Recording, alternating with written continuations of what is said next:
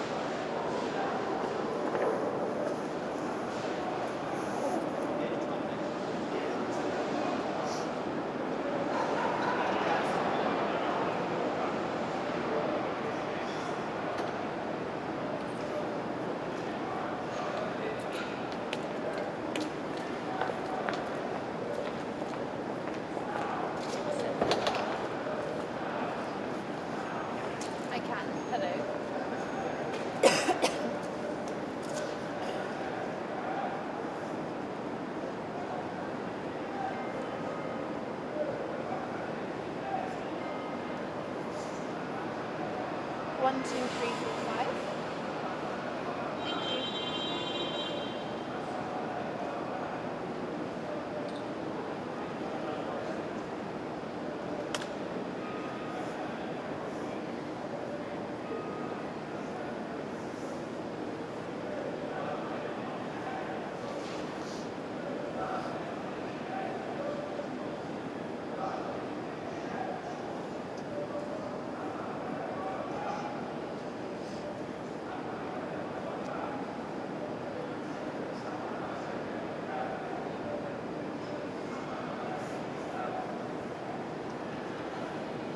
Thank you.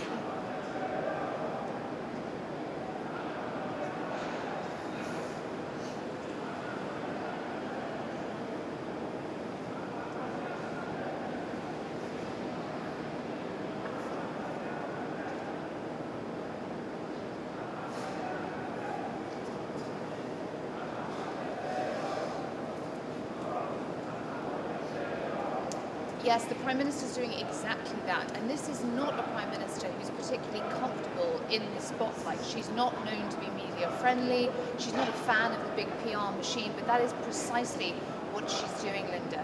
Now, she's also singing off the same hymn sheet as the EU leaders, who also reinforced that this deal isn't getting any better. This is the only deal on the table. The Prime Minister's also written an open letter to the British public, incredibly rare occurrence, calling on them to unite and back her Brexit plan. She's also trying to get the Cabinet on side. There was a special Cabinet meeting held just a few hours ago behind me, which is unusual.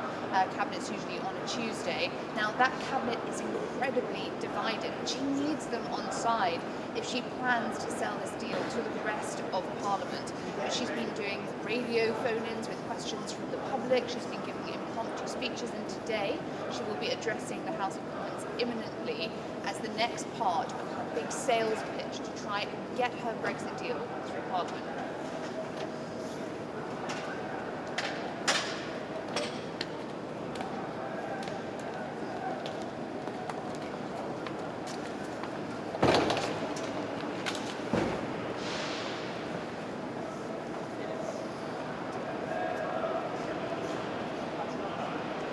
No, it doesn't. People have been speaking for many months now about the fact that the Prime Minister doesn't have the so-called parliamentary arithmetic. That's because she only governs by a slender majority with the help of the Democratic Unionist Party. She relies on 10 of those MPs. Now, they've stated that they will not be backing her deal. The opposition Labour Party also came out yesterday to say that they will not be supporting the Prime Minister's deal either. Now, that didn't come as a surprise, but the government's still hoping they might be able to count on some opposition support. And actually, they'll be briefing some Labour Party MPs today to see if they can win them round. But as it stands, no, the Prime Minister doesn't have the numbers. And I was talking to an MP the other day, and he told me that really Parliament is now divided between the idealists on both sides, those that want to see a harder Brexit and could potentially countenance no deal, and then those that would like Britain to remain in the EU and prefer the prospect of a second referendum. He said there's so few pragmatists in the middle that are willing to go for this deal because they think it's the best thing for the country and it's in the national interest.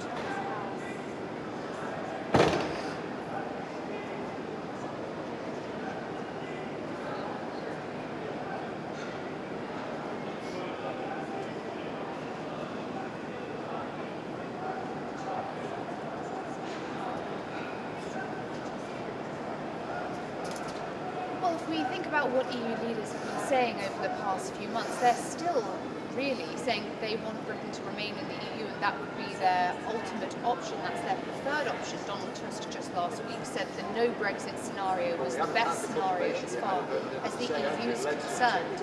So there is an indication that they might be willing to continue talks with the UK, but in terms of an extension of Article 50, that would require the unanimous approval of the 27 EU member states and the UK. Now that's something which would be met with a lot of resistance from inside the Prime Minister's cabinet and from the Brexiteers in her own party.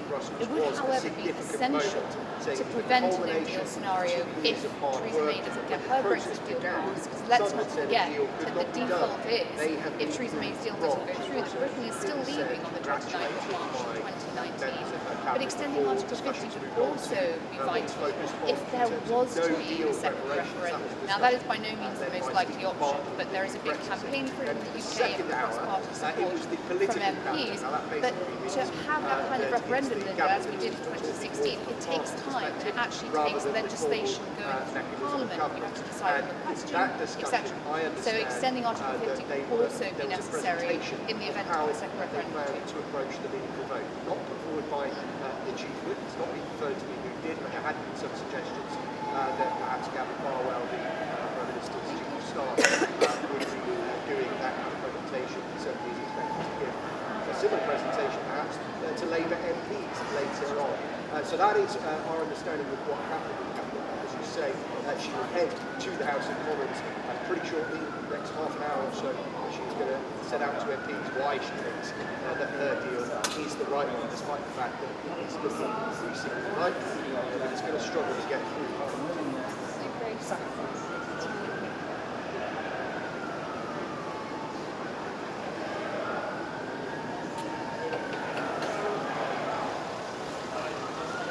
Well, yesterday when the Prime Minister gave her news conference in Brussels, she said that the next 2 weeks, the build-up to the meaningful vote, will be a campaign. And as part of that, there was a front-page report in the Daily Telegraph today, apparently confirming some rumours that had been doing the rounds in Westminster over the weekend.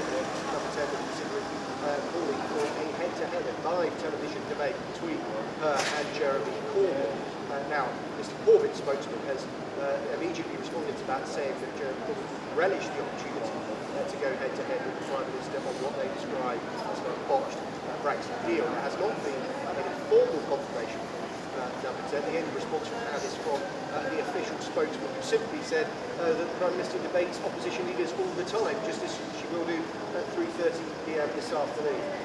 But our understanding is from separate downstream sources that the whole idea is actively being considered inside Downing Street now, and it will be interesting to see if it happens, because of course Theresa May ducked out of leaders' debates in the election last year, and indeed has been pretty negative about the Make Debates Happen campaign that Sky News has launched to try and get televised debates as a mainstay of general elections in the future, overseen by the Commission.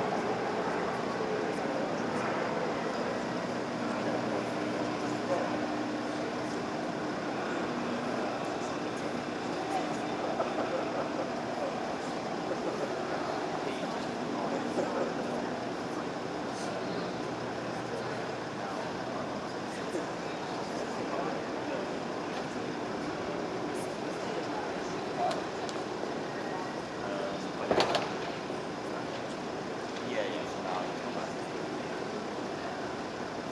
Yeah. Good time. Thank you very much.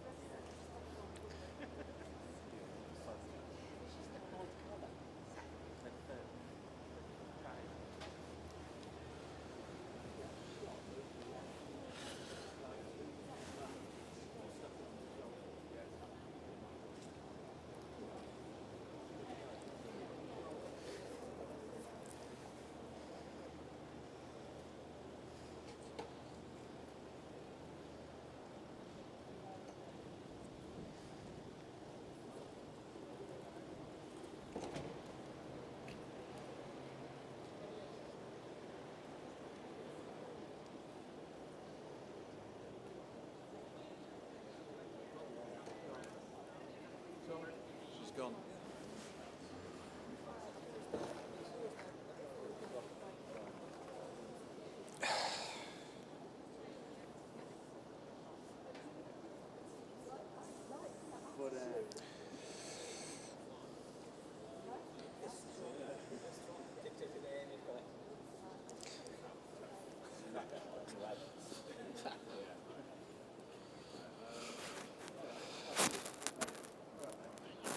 Hi Claire. Yeah, she just left out the back. So what do you want me to do now, yeah? Are you sure? Because I got... Tom Newton said to me to go to the green.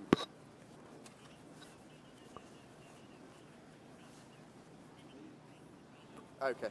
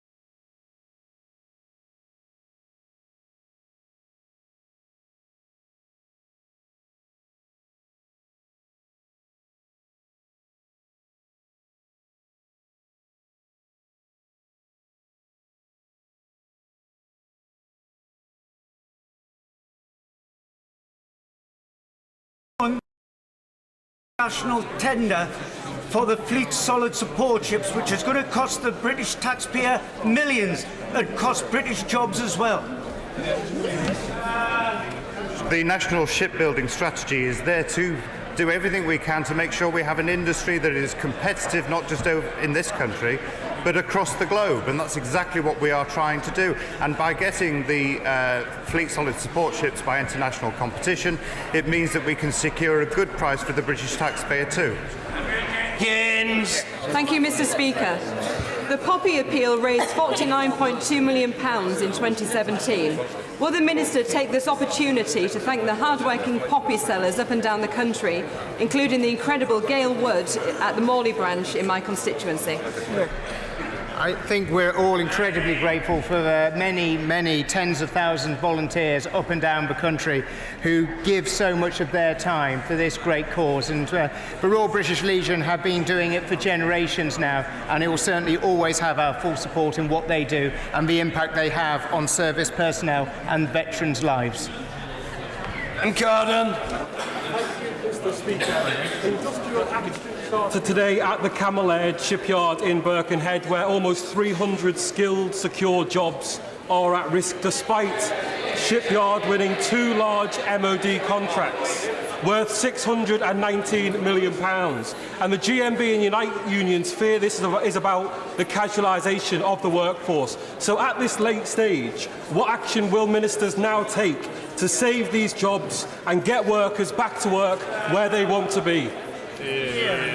Well, obviously it is disappointing to see that there is industrial action, and also we are concerned about job losses. But this, I do have to say that this is why we were pleased to announce that £619 million contract as part of ongoing contracts that we have been giving to UK shipyards around the country.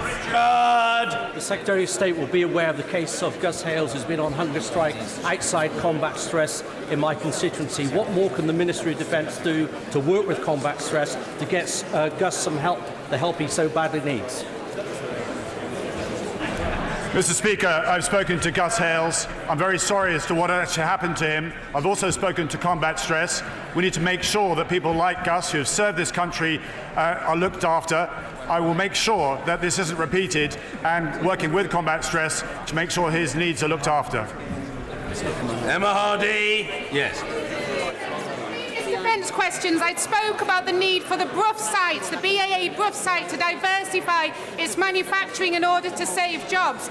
And the Secretary of State told me he had a meeting with BAE. Please could he update me on that meeting and agree to meet with me and workers from Brough BAE site to talk about how they can secure jobs for the future? Well, my honourable friend, the member for Pudsey, has actually met with workers there. We had a very productive meeting with BAE Systems and also with the Qataris as well in terms of a rollout of the Hawk orders for themselves. I will write to the honourable lady separately in order to be able to update her. Thank you, Mr. Speaker. My right honourable friend will know that it's 2 years ago this month that the MOD announced plans to close RMB Chivenna. Will he come to the base with me to see for himself why it should remain open? I know that my honourable friend has been lobbying on behalf of Royal Marine Base Chivenna over the last year. I will meet with my honourable friend to discuss this further, as I know he's been fighting a particularly strong campaign on the matter. Speaker, the Secretary of State described that he recently visited the Royal Navy's flagship HMS Albion, but why is it in 2009 that the Ministry of Defence defined it as a warship, but in the 2017 National Shipbuilding Strategy it is no longer defined as a warship? Good question.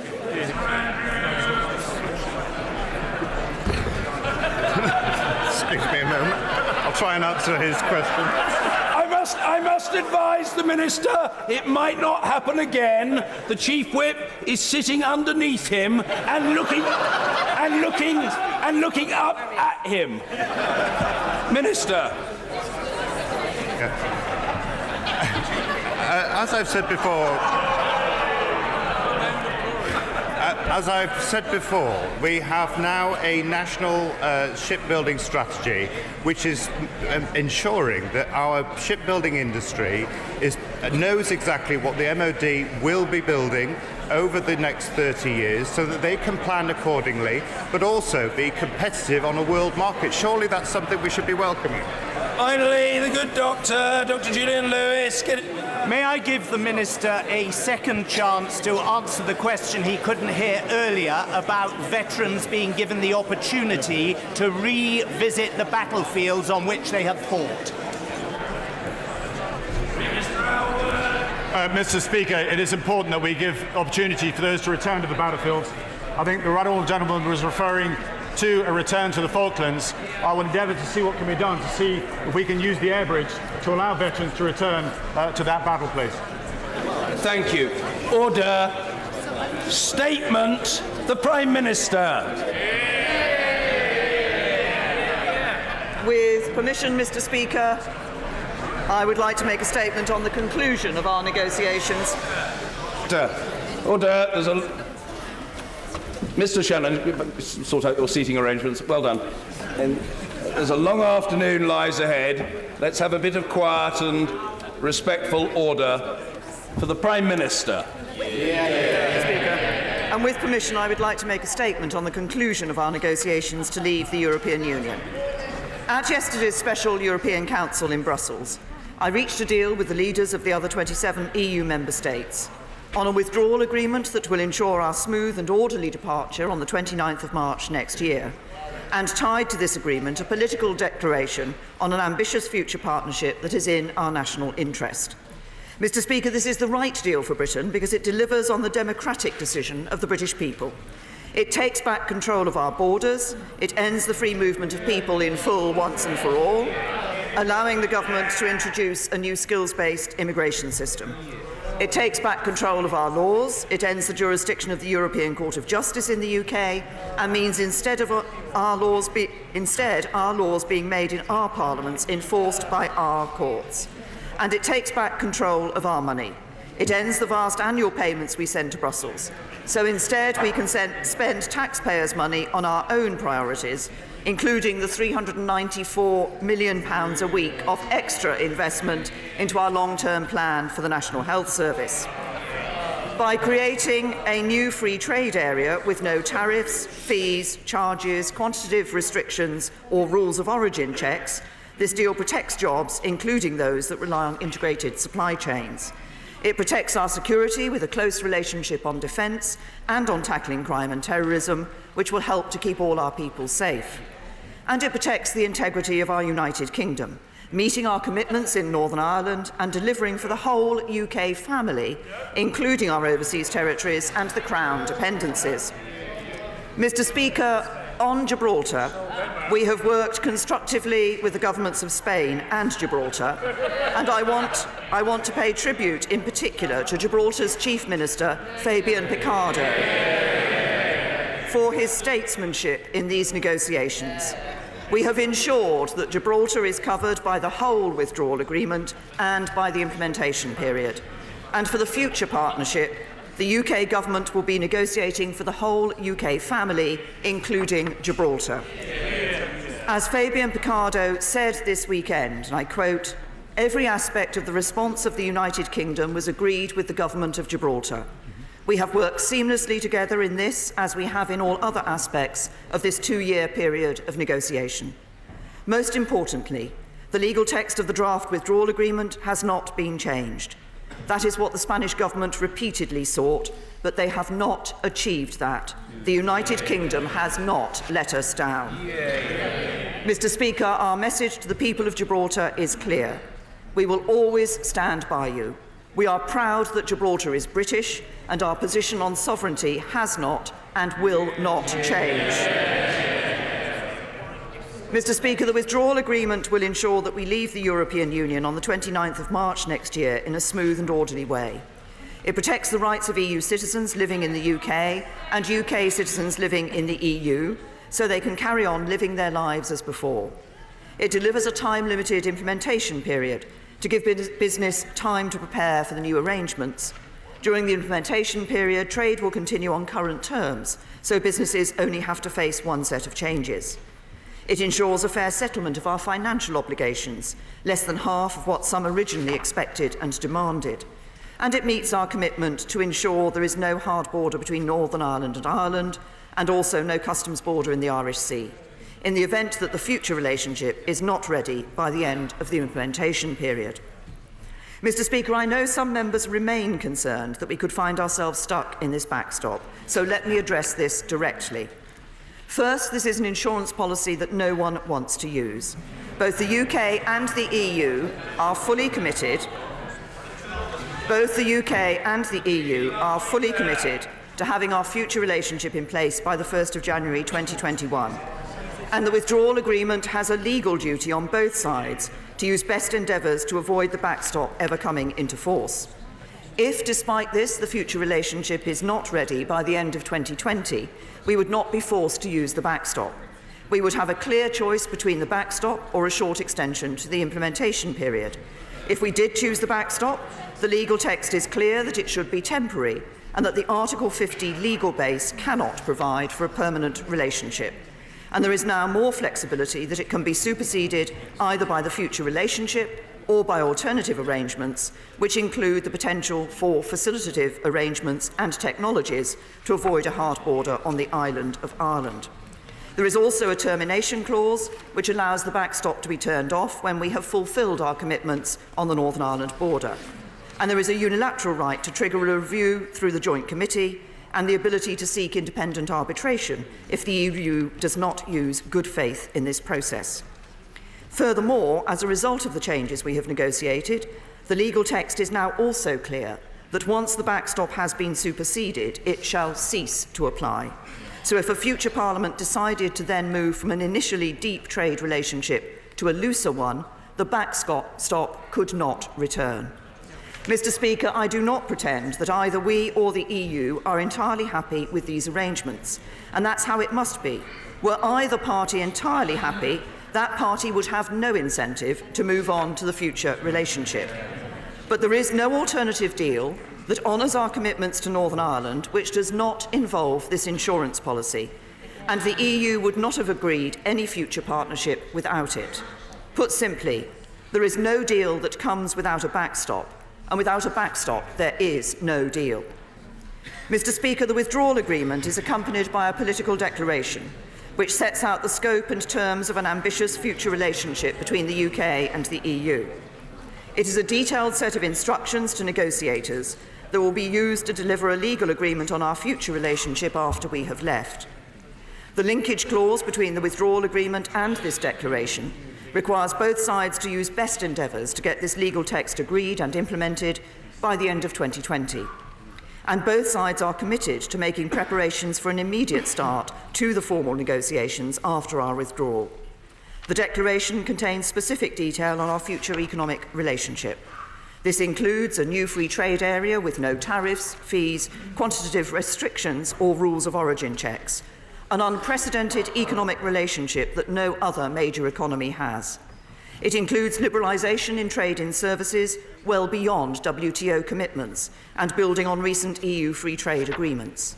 It includes new arrangements for our financial services sector, ensuring market access cannot be withdrawn on a whim and providing stability and certainty for our world-leading industry.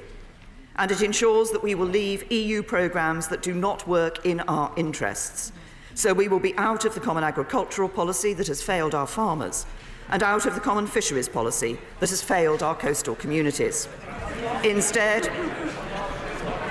as the political declaration sets out, we will be an independent coastal state once again. We will take back full sovereign control over our waters, so we will be able to decide for ourselves who we allow to fish in our waters. The EU have maintained throughout this process that they wanted to link overall access to markets to access to fisheries. They failed in the withdrawal agreement, and they failed again in the political declaration. It is no surprise some are already trying to lay down markers again for the future relationship. But they should be getting used to the answer by now. It is not going to happen.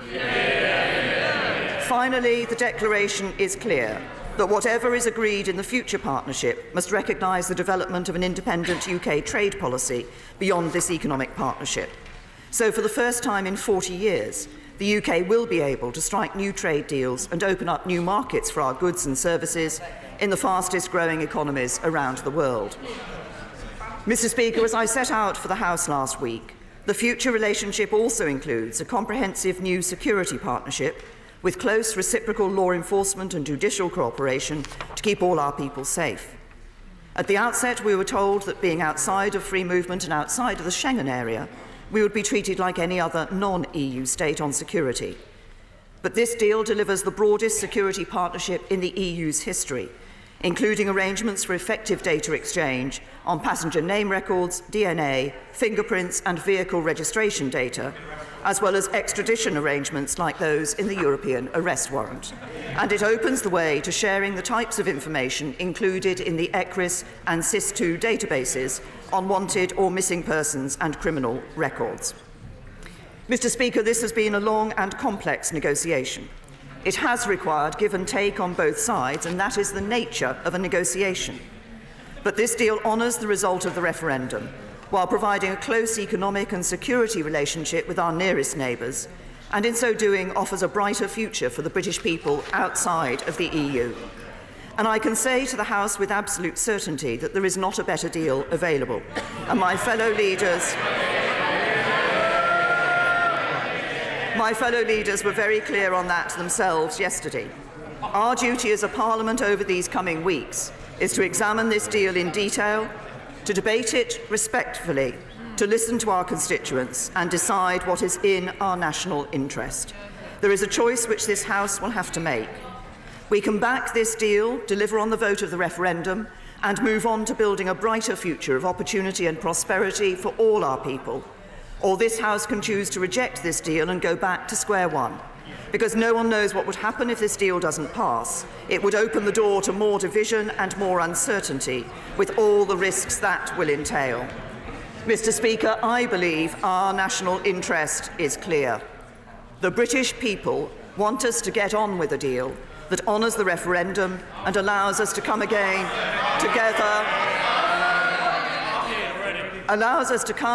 again as a country whichever way we voted. This is that deal, a deal that delivers for the British people, and I commend this statement to the House. Thank you, Mr. Speaker. I thank the Prime Minister for the advance copy of her statement. The Prime Minister may want to try and sell yesterday's summit as a great success, but to borrow a phrase, the reality is nothing has changed. The Prime Minister says if we reject this deal, it will take us back to square one. The truth is, Mr. Speaker, under this government, we've never got beyond square one. Yeah, exactly. The botched deal is a bad deal for this country. Yep. And all yesterday did was mark the end of this government's failed and miserable negotiations. There can be no doubt that this deal would leave us with the worst of all worlds. No say over future rules and no certainty for the future. Even the Prime Minister's own cabinet can't bring themselves to sell this deal. The Foreign Secretary said yesterday, and I quote, "This deal mitigates most of the negative impact." That's hardly a glowing endorsement. The silence from much of the rest of the cabinet is telling. They know these negotiations have failed, and they know it will leave Britain worse off. In fact, the National Institute for Economic and Social Research confirmed this today, saying the Prime Minister's deal would mean our economy would be 3.9% smaller than it would otherwise be. This is more than our net contribution to the European Union, which is currently £8.9 billion a year, around £170 million per week. So why is the Prime Minister claiming that extra money to the NHS will be due to the Brexit dividend? Of course, Mr. Speaker, we look forward to the official Treasury forecasts and indeed the legal advice that this House voted to see nearly 2 weeks ago. Yeah, where is it? The Prime Minister's claim this deal takes back control over our borders, money and laws is frankly a fallacy. Yeah. The reality is the opposite. The Prime Minister says the political declaration should give us comfort that the Northern Ireland backstop won't be needed. But in June 2020, this country will be faced with a stark choice. We can agree to extend the transition period or accept the backstop. So can the Prime Minister confirm that under her deal, if we are to avoid the backstop, we will have to accept whatever the European Union demands to extend the transition period, leaving a choice of paying more money without a say on the rules, or enter a backstop leading to a regulatory border down the Irish Sea. So much for taking back control of our borders, money and laws. Mr. Speaker, it may not end there. The President of France, President Macron, has already made clear what his priorities will be in negotiating Britain a future deal. On Sunday he said, "We will concentrate our efforts in order to obtain access to the British waters before the end of the transition period. And of course, all our fishermen will be protected." Isn't it the case that under the Prime Minister's botched deal, we will have to agree to those demands on access to waters and quota shares if we want to finalise a future trade deal or extend the transition? Breaking every promise the Prime Minister, the Environment Secretary and the Scotland Secretary have made to our fishing industry and our coastal communities. And there was another climb down over Gibraltar at the weekend. Isn't it the case that Spain now has a role over Gibraltar benefiting from any future relationship? That is still to be negotiated, not something the Prime Minister presented to the Commons last week. Mr. Speaker, in 2 weeks' time, this House will begin voting on a legally binding withdrawal agreement and the vague wish list contained in the political declaration. The Prime Minister would be negotiating that future agreement from a position of profound weakness, threatened with paying more to extend the transition, with no say over our money, laws or borders, and at risk of the utterly unacceptable backstop, which was only made necessary by her own red lines, most of which have since been abandoned by her. Is it not in the national interest for the Prime Minister to plough on when it's clear this deal does not have the support of either side of this House or the country as a whole? Mr. Speaker, ploughing on is not stoic, it's an act of national self-harm. Instead of threatening this House with a no-deal scenario or a no-Brexit scenario, the Prime Minister now needs to prepare a Plan B, something her predecessors failed to do. There is a sensible deal. There is a sensible deal that could win the support of this House, based on a comprehensive customs union, a strong single market deal that protects rights. Order. When the Prime Minister was addressing the House, I made it clear that she should be heard, and by and large she was. Those chuntering or yelling from a sedentary position, stop it. It's rude, foolish and doomed to fail. Jeremy Corbyn. Thank you, Mr. Speaker. There is a sensible deal that could win the support of this House, based on a comprehensive customs union, a strong single market deal that protects rights at work and environmental and consumer safeguards. The Prime Minister may have achieved agreement across 27 heads of state, but she's lost support of the country. Many young people and others see opportunities being taken away from them. Many people who voted Remain voted for an outward-looking and inclusive society, and they fear this deal and they fear the rhetoric of the Prime Minister in promoting this deal. Likewise, many people from areas that voted Leave feel this deal has betrayed the Brexit they voted for. It does not take back control, it will not make them better off, and it will not solve the economic deprivation that affects far too many communities and towns and cities across this country.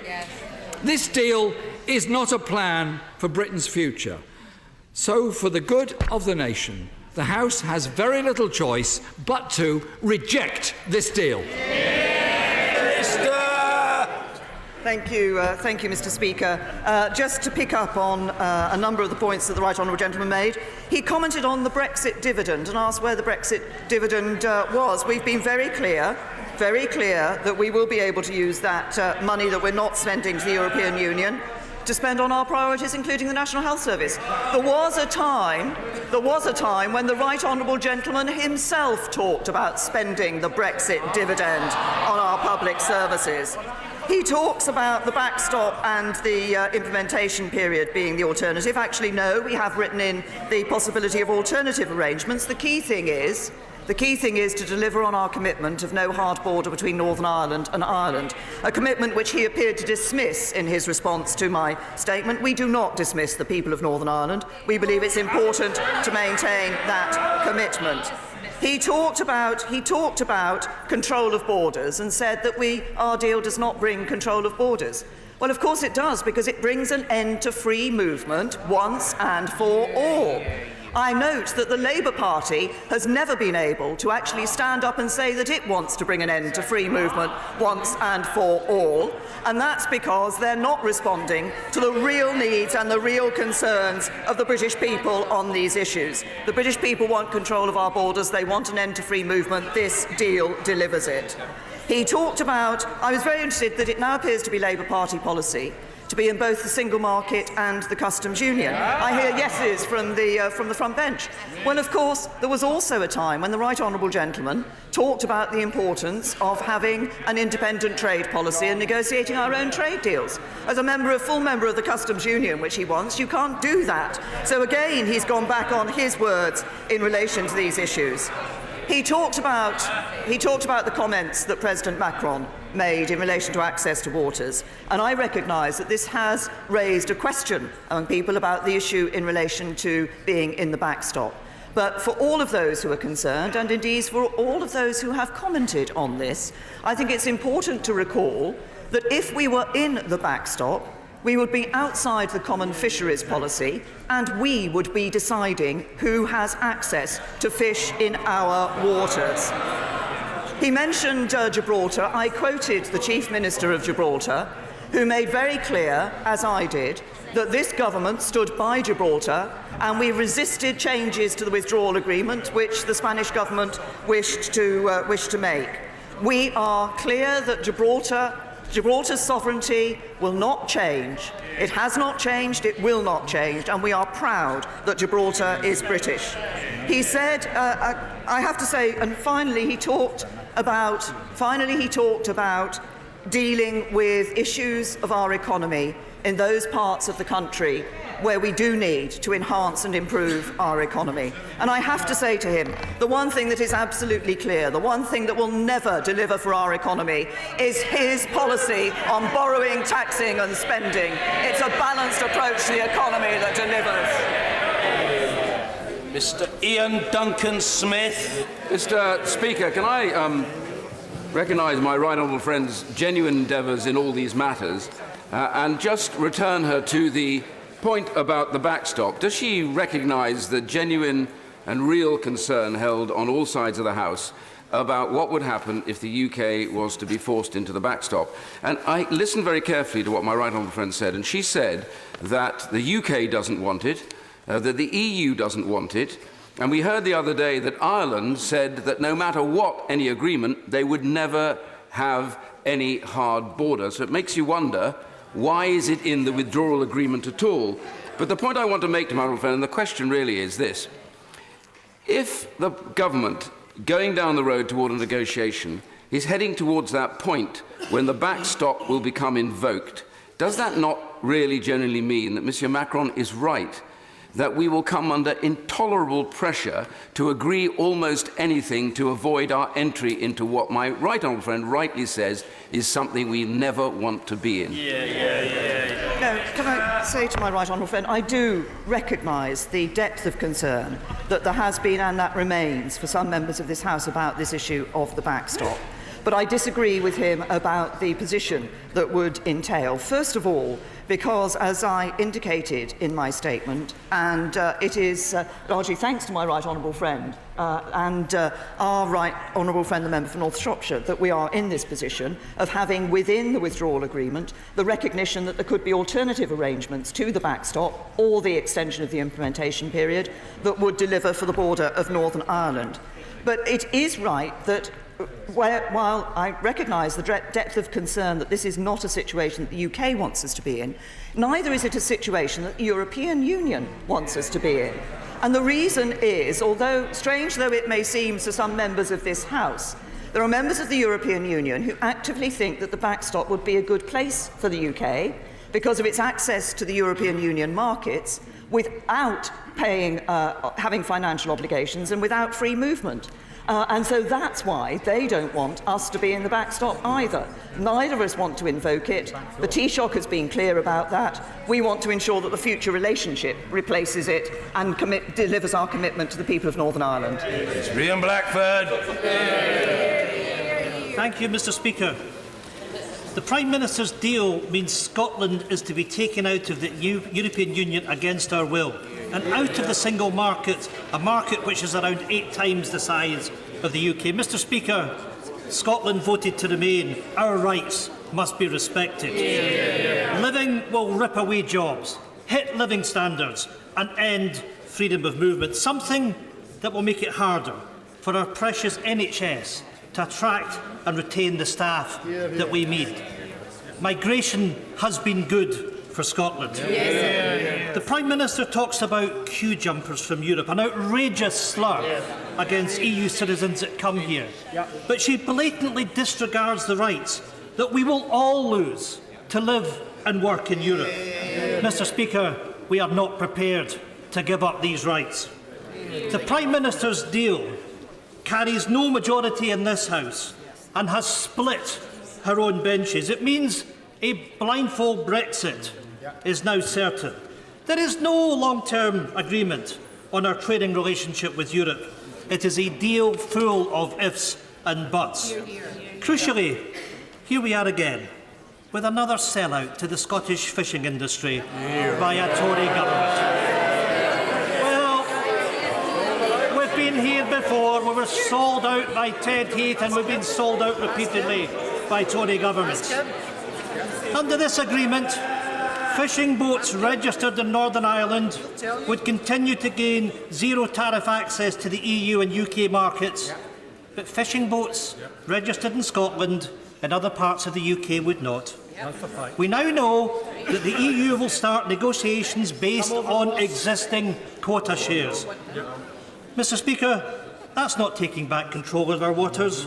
It is the EU exercising an effective veto. That's right. Scottish fishing communities have been duped once again by the Conservatives. We on these benches we cannot accept this sellout from the Conservatives. I call upon the Secretary of State for Scotland and the DEFRA Secretary. Search your conscience because your fingerprints are all over this. The agreed declaration states that the transition period after leaving the EU could be extended by 1 or 2 years. Does the Prime Minister accept that that means that the UK would almost certainly be in the CFP with no voting rights for another 1 or 2 years, totally contrary to what the Scottish Secretary has said? The Prime Minister says this deal ends uncertainty. It does not end uncertainty for Scotland's fishing sector or for the future state of the economy, which faces years of turbulence and a bureaucratic tangle. Mr. Speaker, there is talk of EU Brexit TV debate. Will the Prime Minister debate with the First Minister of Scotland? Mr. Speaker, the way Scotland's interests have been dismissed by the UK Government throughout this process demonstrates the real cost of not being an independent country able to take our own decisions. The day will come, Mr. Speaker, where Scotland will be an independent country. Mr. Speaker, we on these benches will continue to work across parties to put in place a deal that works for Scotland, and we will support another referendum on EU membership. Thank you, Mr. Speaker. I'll address the two main points. The Right Honourable Gentleman once again gave most of his comments over to the question of fishing, but he mentioned the question of migration. I think it is important that we deliver on what people voted for at the referendum, and they voted for an end to free movement. And that is because they felt that it was not right that people had a right to come here, were freely able to move here based on the country they came from rather than their contribution to the United Kingdom. We will be able to put in place a skills-based immigration system that is based on people's skills and their contribution to our economy. And then he's devoted the majority of his comments to the whole issue of the common fisheries policy. He talked about a sellout of Scottish fishermen. The real sellout of Scottish fishermen is the SNP's policy to stay in the common fisheries policy. Who is it who has been standing up for Scottish fishermen in this House? Conservative Scottish backbenchers. Never. All the Scottish Nationalist Party want to do, is stay in the common fisheries policy, and that indeed would be a sellout of Scottish fishermen. Mr. David Davis. Thank you, Mr. Speaker. If the European Union really intends in good faith to rapidly negotiate a future trade agreement, why can we not make the second half of £39 billion payment conditional on delivering it? As my right honourable friend is aware from the early negotiations that we held on this particular issue, the £39 billion has been determined in relation to our legal obligations. I think it is important that as a country we are a country that stands up to our legal obligations. As my right honourable friend will also know, there is a timetable for these payments spread over a period of time, and of course a key element of this is ensuring that we're able to have that implementation period, which is so important for our businesses, to ensure that they only have to make one set of changes and that there's a smooth and orderly withdrawal. Mr. Hilary Benn. Thank you very much indeed, Mr. Speaker. By refusing to make choices now about our future economic relationship with the European Union, what the Prime Minister has done is to put off the moment when we will have to make those choices to a time when the EU will have much greater leverage over this country. Exactly. Because any future trade agreement will require the unanimous approval of every European member state. How can the Prime Minister expect the House to vote to put the country in such a weak position? Is this not the biggest failure of this negotiation? The right honourable gentleman, I'm sure, is very well aware of the position that the European Union cannot sign a trade agreement with, we are looking for that free trade area, that being at the heart of our economic partnership for the future. The European Union is not able to sign that and to develop the legal text for that until we are a third country, until we have withdrawn from the European Union. But far from not setting out details of our future relationship, the political declaration does just that and makes it very clear that this is the set of, if you like, instructions to the negotiators that the future relationship will put into place what is in the political declaration. Anna Soubry. Thank you very much, Mr. Speaker. Mr. Speaker, as it currently stands, the majority of honourable and right honourable members in this place will not vote in favour of the Prime Minister's deal, despite her very best efforts. So she needs Plan B. What is the Prime Minister's Plan B? Is it Norway plus the single market, the customs union, which some of us have been arguing for over 2 years? I'm tempted to say to my right honourable friend that throughout the last 18 months of negotiations, at virtually every stage, people have said to me that it was not going to be possible for me to negotiate a deal with the European Union. No sooner do I negotiate a deal with the European Union than people are saying, well, what's the next thing you're going to do with the European Union? But in all seriousness, I say to my right honourable friend this. We will have a number of days of debate in this chamber prior to the meaningful vote on this deal. I believe it is important that when people look at this deal and come to that vote, They consider the interests of this country, they consider the interests of their constituents, and they consider the importance of delivering on Brexit. Sir Vincent Cable. Now that the Prime Minister has decided to launch a public debate on her plans, should she not move beyond her comfort zone of debating with Brexit fellow travellers like the leader of the Labour Party and engage with the much larger cross-party coalition in favour of a people's vote with the option of remaining in the European Union? Will she not debate with the real opposition? Well, can I say to the right honourable gentleman, he and his honourable friends have asked me this question about the people's vote, the second referendum, on a number of occasions, and my answer to that has not changed. I believe it is important, having given the choice to the British people as to whether we stay in the European Union, that we now deliver on the choice that the British people made. That is a difference of opinion between myself and him, I recognise that, but actually I think the majority of the British public want us to get on with doing what they asked us to. Sir William Cash. Thank you, Mr. Speaker. Does the Prime Minister appreciate that the withdrawal agreement is incompatible with the Withdrawal Act of 2018, which expressly repeals the whole of the European Community Act 1972? In this event, we would truly regain our laws. Does the Prime Minister accept that this agreement, being only a treaty, cannot override the statutory provisions of the 2018 Act and is therefore unlawful? Did she seek the legal opinion of the Attorney General on this question in good time before the agreement was signed by her yesterday, as required under the Ministerial Code?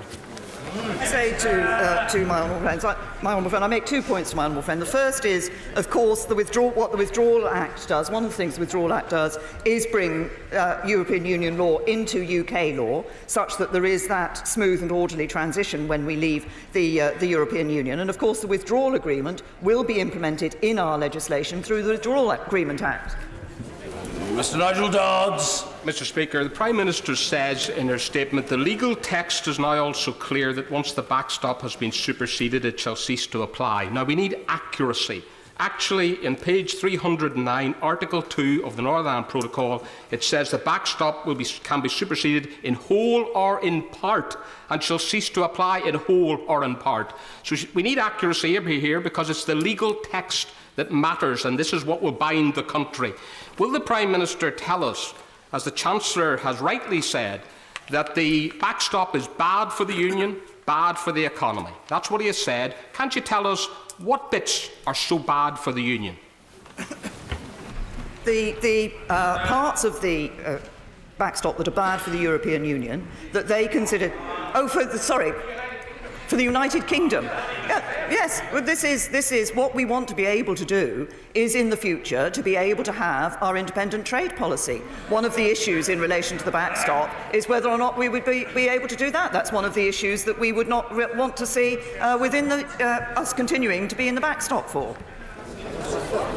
Mr. Boris Johnson. Mr. Speaker, I congratulate my right honourable friend on beginning her campaign to sell this deal to the country with the frank admission just now that it is unsatisfactory. I may say I think that is a bit of an understatement, because it's very hard to see how this deal can provide certainty to business or to anyone else when you have half the Cabinet going around reassuring business that the UK is effectively going to remain in the customs union and in the single market, and the Prime Minister herself continuing to say that we are going to take back control of our laws, vary our tariffs, and do, as she said just now, real free trade deals. They can't both be right. Which is it?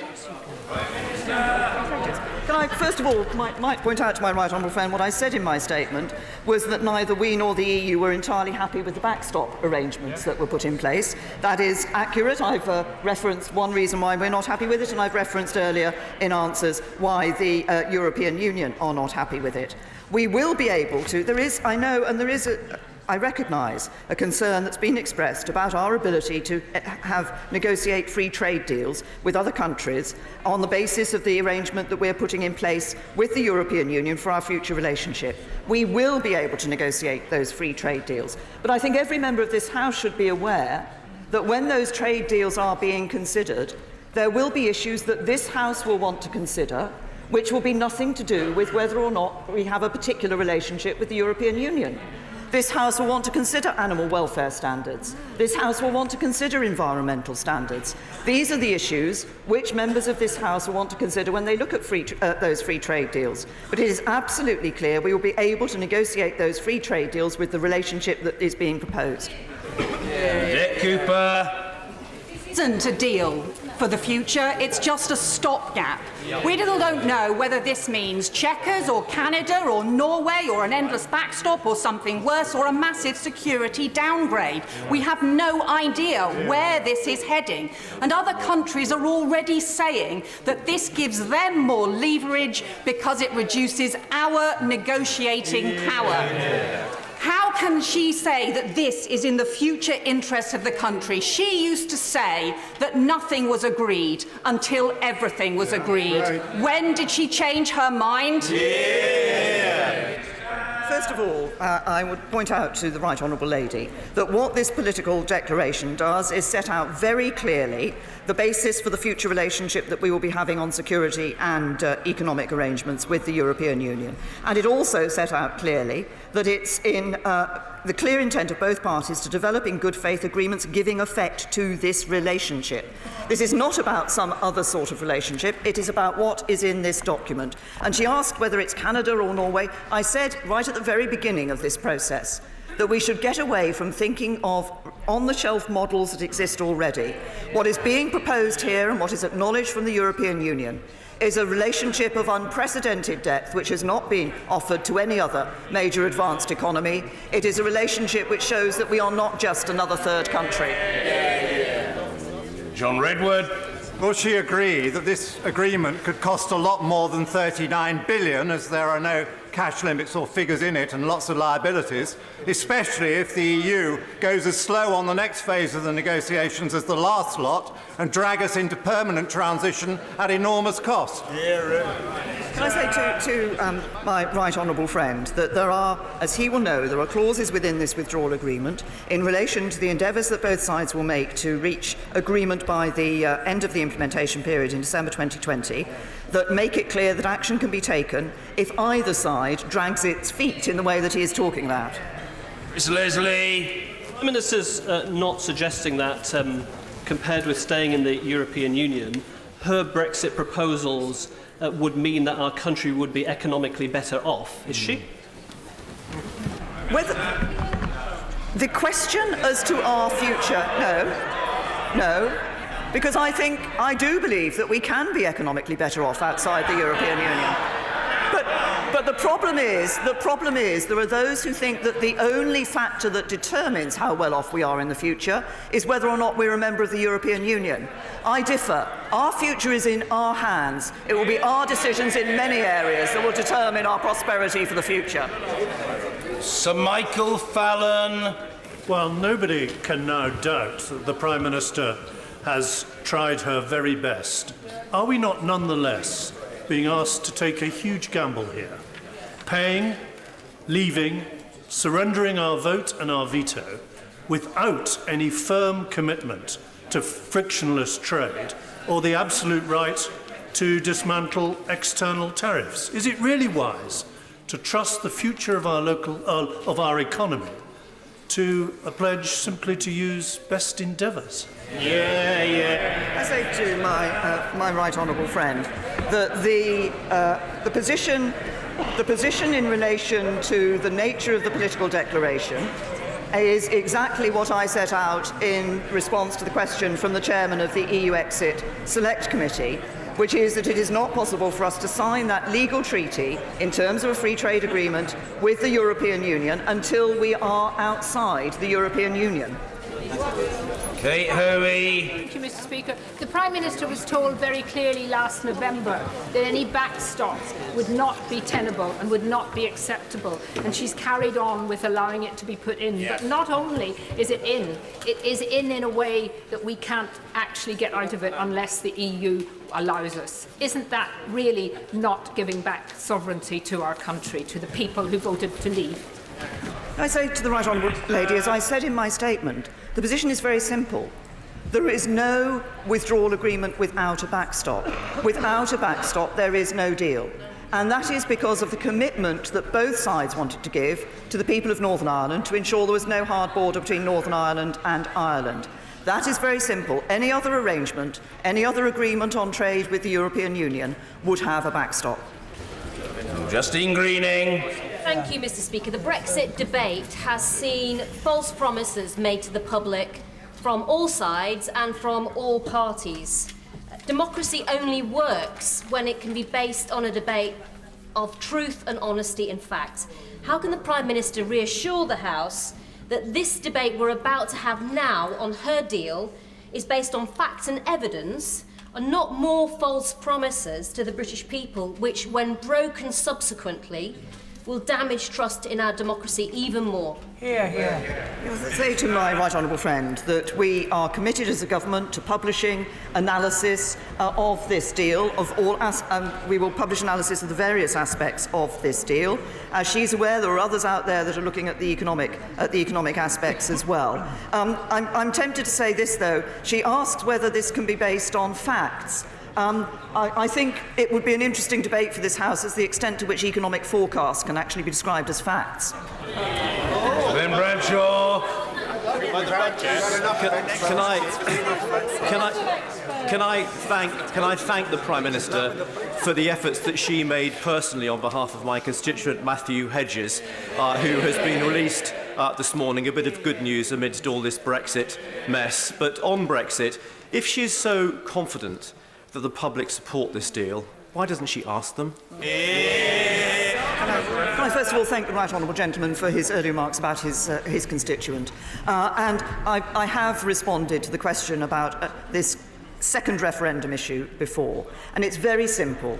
I think that it is absolutely right that this House and politicians should see it as a duty to implement the vote that the British people gave to leave the European Union. Steve Baker. When my right honourable friend describes the functioning of her free trade area, it sounds awfully like a comprehensive customs union. Can she just be absolutely clear where we're headed? Will we never reach the point where there are customs declarations? My honourable friend is well aware of the position that the government takes, which is that we will be working for frictionless trade. As he will see, the references in the political declaration are for an ambitious agreement in relation to the restriction of checks. But my honourable friend will also be aware that obviously there is a balance between the rights in terms of access, frictionless access, against the obligations. That is set out quite clearly in the document. As my honourable friend knows, the government set out its position in the summer in the White Paper. Caroline Lucas. Mr. Speaker, the Prime Minister says a majority of people want her to get on with Brexit, but actually that isn't true. It might be an inconvenient fact, but the truth is a majority do want a people's vote. So when she's giving her tour around the country,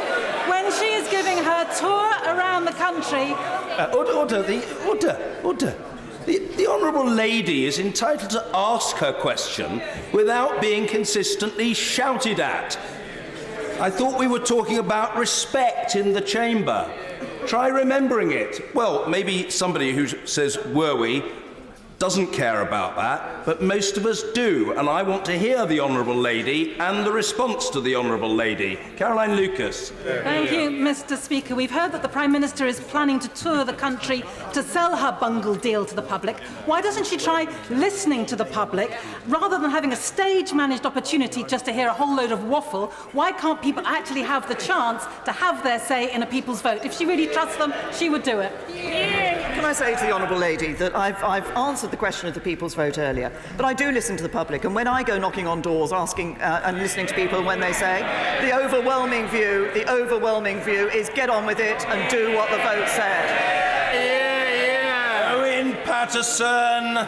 Mr. Speaker, the Conservative manifesto at the last election promised to deliver the Leave vote by leaving the single market, leaving the customs union and leaving the remit of ECJ. Many of us, endorsed by experienced lawyers, believe that this document does not deliver that. It also is a clear breach of the principled consent of the Belfast Agreement, and it's going to cost us £39 billion. As a majority across the House, including myself, Mr. Speaker, intend to vote against this deal, at this late stage, would the Prime Minister acknowledge that the obstacle to President Tusk's offer of a free trade deal was the problem of the Northern Irish border? In her political declaration, she's acknowledged that the current techniques and process can sort that. Will she therefore please, at this late stage, look to a comprehensive free trade deal with our solution to the Northern Ireland border? Can I say to my right honourable friend, at the heart of this political declaration, at the heart of our future economic partnership, is a comprehensive free trade deal. It's just a better comprehensive free trade deal than Canada. Angela Eagle. Thank you, Mr. Speaker. In the Prime Minister's lexicon, is smooth and orderly the new strong and stable? A smooth and orderly exit is what business wants, and I'm sure what citizens want up and down this country. Mr. Mark Francois. Mr. Speaker, Prime Minister, there is one thing on which we can all agree, which is that when we come to vote on this in 2 weeks' time, this will be about the most important thing that those of us in this House will ever vote upon in our entire lives. Now, the Sun and the Telegraph this morning described this deal as a surrender. Daily Mail does. I'm afraid it is. No sooner is the ink dry than the Spanish are after Gibraltar and the French are after our fish. They're not. It's not what you want to say. Prime Minister. Order. Sit down. Order. Let me say to members around the right honourable gentleman, including some who fondly imagine they're going to be called to ask a question, don't sit there heckling your colleague. He's got a right to be heard. If you don't like it, listen with courtesy in silence, and if it's that bad for you, you're welcome to leave the chamber. The right honourable gentleman will be heard. Amen. End of subject. Mark Francois. Thank you, Mr. Speaker. The Prime Minister and the whole House knows the mathematics. This will never get through. And even if it did, which it won't, the DUP on who we rely for a majority have said they would then review the confidence and supply agreement. So it's as dead as a dodo. Prime Minister, I plead with you. The House of Commons has never, ever surrendered to anybody, and it won't start now. And can I reassure my right honourable friend, as I referenced in my statement in relation to Gibraltar, that the United Kingdom has not surrendered in those matters that he has referred to. He talked about the Spanish position on Gibraltar. The Spanish have always had that position on Gibraltar. He talked about the French wanting our fish. As he will know, French fishermen have long been wanting and fish in our waters. What they did want to do in the political declaration was to link that access to our waters to our access to markets in relation to trade. We resisted that. We continued resisting that, and we resisted it in the document itself. And we will continue to resist that and continue on Gibraltar to stand by the people of Gibraltar. Now, Mr. Barry Shearman. The Prime Minister deserves some sympathy trying to front up that divided mob behind her. But the fact of the matter is, she used the term in her remarks, it ain't going to happen, or isn't going to happen. What isn't going to happen is quite right. She is not going to get a majority in this House for this deal because it would leave the British people worse off. And a growing concern now is that many of my constituents want us to assert parliamentary supremacy on this, which she mentioned in her Lancaster House speech. and let us get back into the European Union where people will get a better deal at the end of the day. Well, the right honourable gentleman talks about parliamentary supremacy. Of course, it was this Parliament that decided overwhelmingly to ask the British people their view on our membership of the European Union. They voted, they gave that view, and I believe it is our duty to deliver on it. Mr. Jacob Rees-Mogg. Thank you, Mr. Speaker. May I first of all thank my right honourable friend for making 3 statements to the House of Commons in 10 days, which I think is boycottian in its achievement. To an earlier question, the Prime Minister said that we had a legal obligation to pay £39 billion. I wondered if she's forgetting the report of the House of Lords from March 2017 that said in the event of leaving without a deal, we owed no money at all. Therefore, what are we buying with £39 billion of taxpayers' money? Can I assure my honourable friend that I have not forgotten the House of Lords report, but there is a different opinion in relation to the House of Lords report, and that opinion is that there are legal obligations that this country would hold to the European Union in relation to financial payments in any circumstances. As I've said before, I think it's important that we are a country that upholds our legal obligations. Joanna Cherry. Thank you, Mr. Speaker. Tomorrow I'll be part of a cross-party group of Scottish parliamentarians from the SNP, the Labour Party and the Scottish Green Party, who are going to the Court of Justice in Luxembourg to establish that it would be possible for this Parliament to tell the Prime Minister to revoke her Article 50 notice. Does she share my sense of pride that it will be Scottish parliamentarians and the Scottish courts that will give this Parliament a true alternative to her deeply flawed deal? Can I say to the honourable lady that I know she has consistently raised this issue of the revocation of Article 50, and as she knows, it is not going to happen because it is not government policy. Joe Johnson. Thank you, Mr. Speaker. The Prime Minister said in her statement and in various letters that her deal will protect jobs. Could I ask her, please, to tell me which region or regions of the United Kingdom will be more prosperous with higher productivity and higher GDP per capita than they do and than they will under present arrangements within the EU? I say to my honourable friend that the answer to that question is the extent to which we are able to enhance the prosperity and the number of jobs in regions of the United Kingdom depends on a whole variety of decisions that will be taken by this government. It is our good management of the economy that's ensured that 3.3 million jobs have already been created. And if my honourable friend remembers the budget that was given in November, he will also have seen the OBR's prediction that 800,000 jobs will be created over the next period of years in this country. Stella Creasy. Mr. Speaker, the Prime Minister has been very clear this afternoon that she doesn't think it is right that the public, having had a vote to leave the European Union, should have a say on what happens next on the deal that she has done. Can she therefore confirm that if this House votes down her deal, she will not seek to force a second vote on this deal? Or will we find out, as the DUP have, that it's one rule for her and no say for anyone else? Say to the honourable lady that I will be working to ensure and persuade members of this House that this is the deal that is on the table. This is a deal that delivers on the vote of the British people, and it does so while protecting jobs, protecting our security and protecting our United Kingdom. Sir Bernard Jenkin.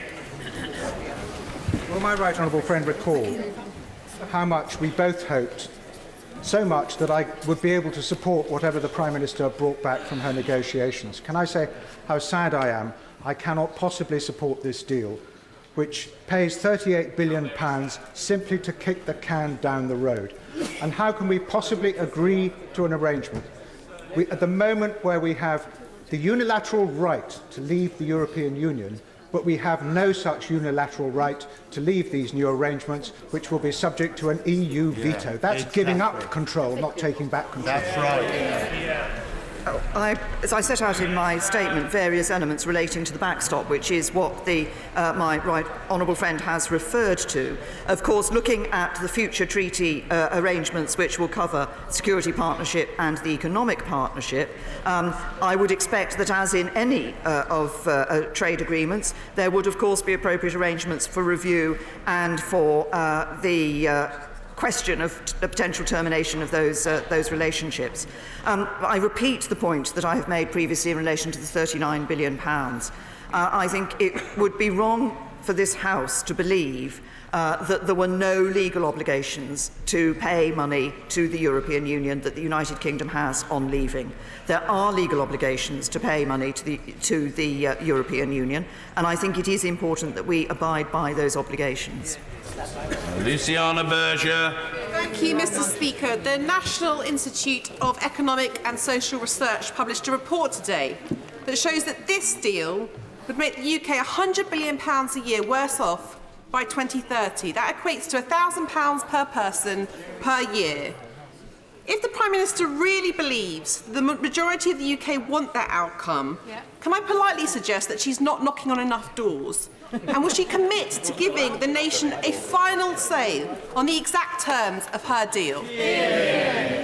Say to the Honourable Lady that I have responded on a number of occasions this afternoon, and indeed in other occasions when I've given statements to this House, on the question of a second referendum. Dr. Julian Lewis. Saturday morning, our Right Honourable friend, the Chancellor, told the Today programme that as the UK is split down the middle over the European Union, and I quote, "Anything which looks like one half of the country winning and the other half losing would be disastrous. In that case, may I ask, does the Prime Minister agree with him? And if so, what was the point of holding the referendum in the first place?" Can I say to my honourable friend, I think the point is a very simple one. Now is the time for this country to come back together again. It is a time for us to recognise that in delivering on the Brexit deal that people voted, leaving the European Union that people voted for in 2016, we are meeting the instruction we were given by people in that referendum. We are doing it in this deal in a way that protects jobs and livelihoods and our security and our United Kingdom. And now is the time for the country to come back together, to get behind this deal and to ensure we can build a better future for all. Dr. Philippa Whitford. Thank you very much, Mr. Speaker. Last week, the Prime Minister managed to insult and upset over 3 million European citizens who live and work in this country. Over 150,000 of them, like my German husband, a GP here for over 30 years, felt absolutely thrown away when they have spent decades here looking after us when we're ill.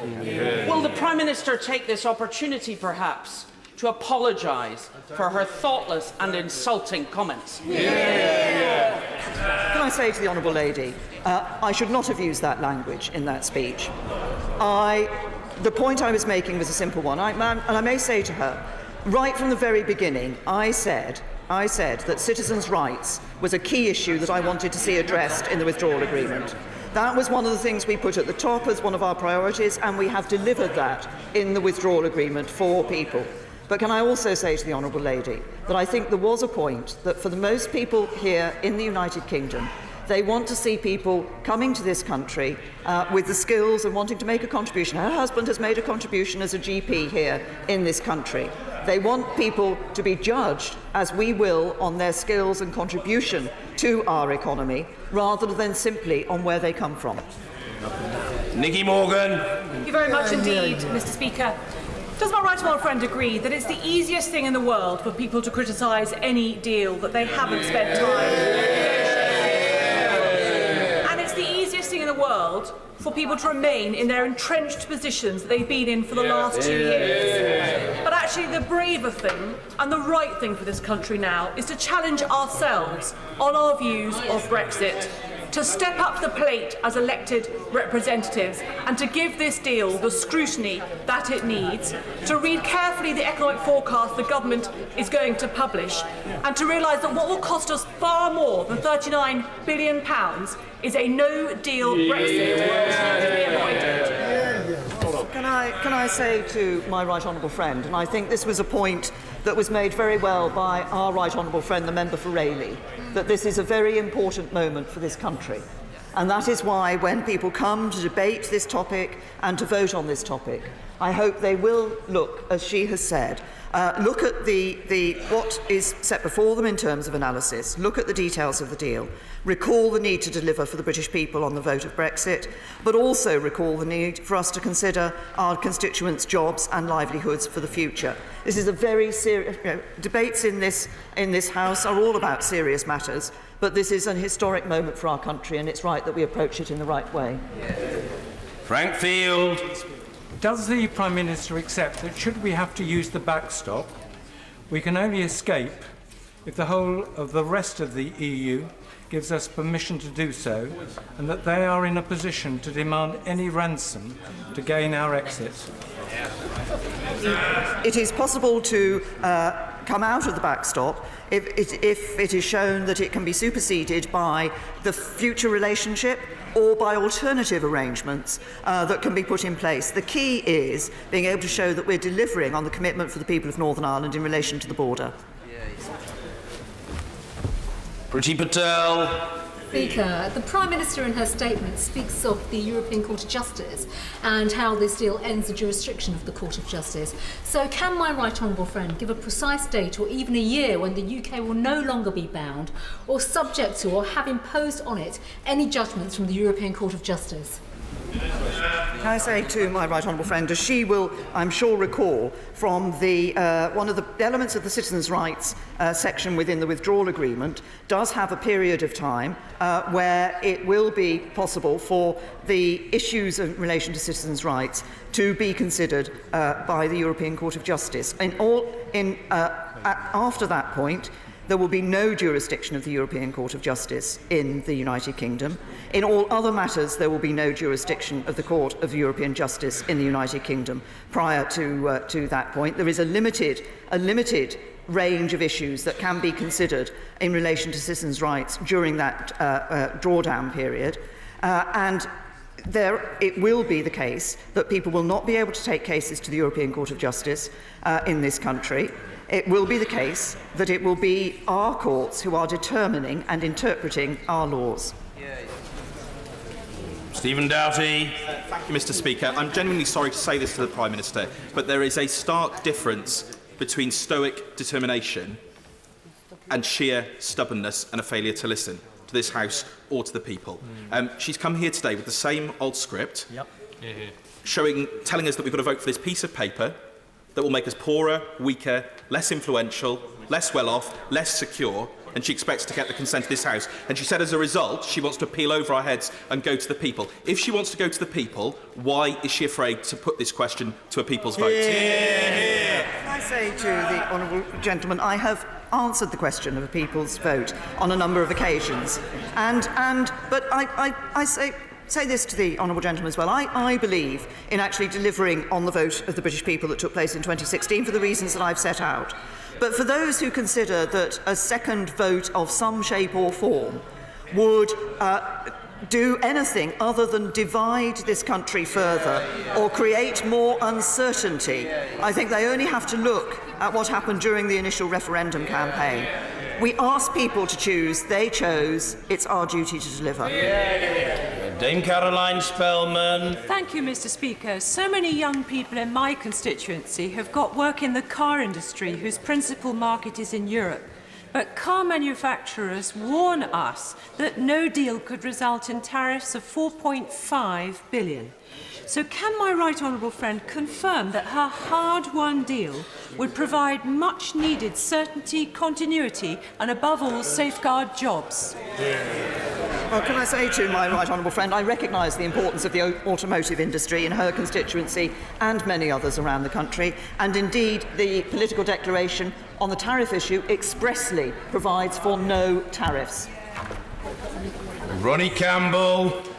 Prime Minister, will this agreement that you've sought stop a federal Europe, us joining a federal Europe, stop with joining the euro, never to join it, and stop the dictates and the stupid laws coming from Europe? Because the way I see it, we've got 2 feet in, with 1 arm out. I think I can give the honourable gentleman comfort on all of the points that he makes. The point is we're coming out of the European Union, so if they choose to go down and push down to a more federal Europe, then we won't be part of that. We're not a member of the euro. We're not proposing. We're coming out of the European Union, so we will certainly not be in the euro, and we will be making our laws. Sir Roger Gale. Mr. Speaker, could my right honourable confirm that under her leadership, this United Kingdom will never ever become a vassal state? But could she also confirm that if naked self-interest on either side of this House prevails over national interest, we could end up as an impoverished state? I'm very happy to give my honourable friend the confirmation on the first point that he made. Of course, the proposals that we have put forward in relation to our future economic relationship ensure that it will be Parliament that will be determining our laws. And I think everybody in this House, when it comes to this vote, should be considering and putting first the national interest and not their own or their party political interest. Alistair Carmichael. Thank you, Mr. Speaker.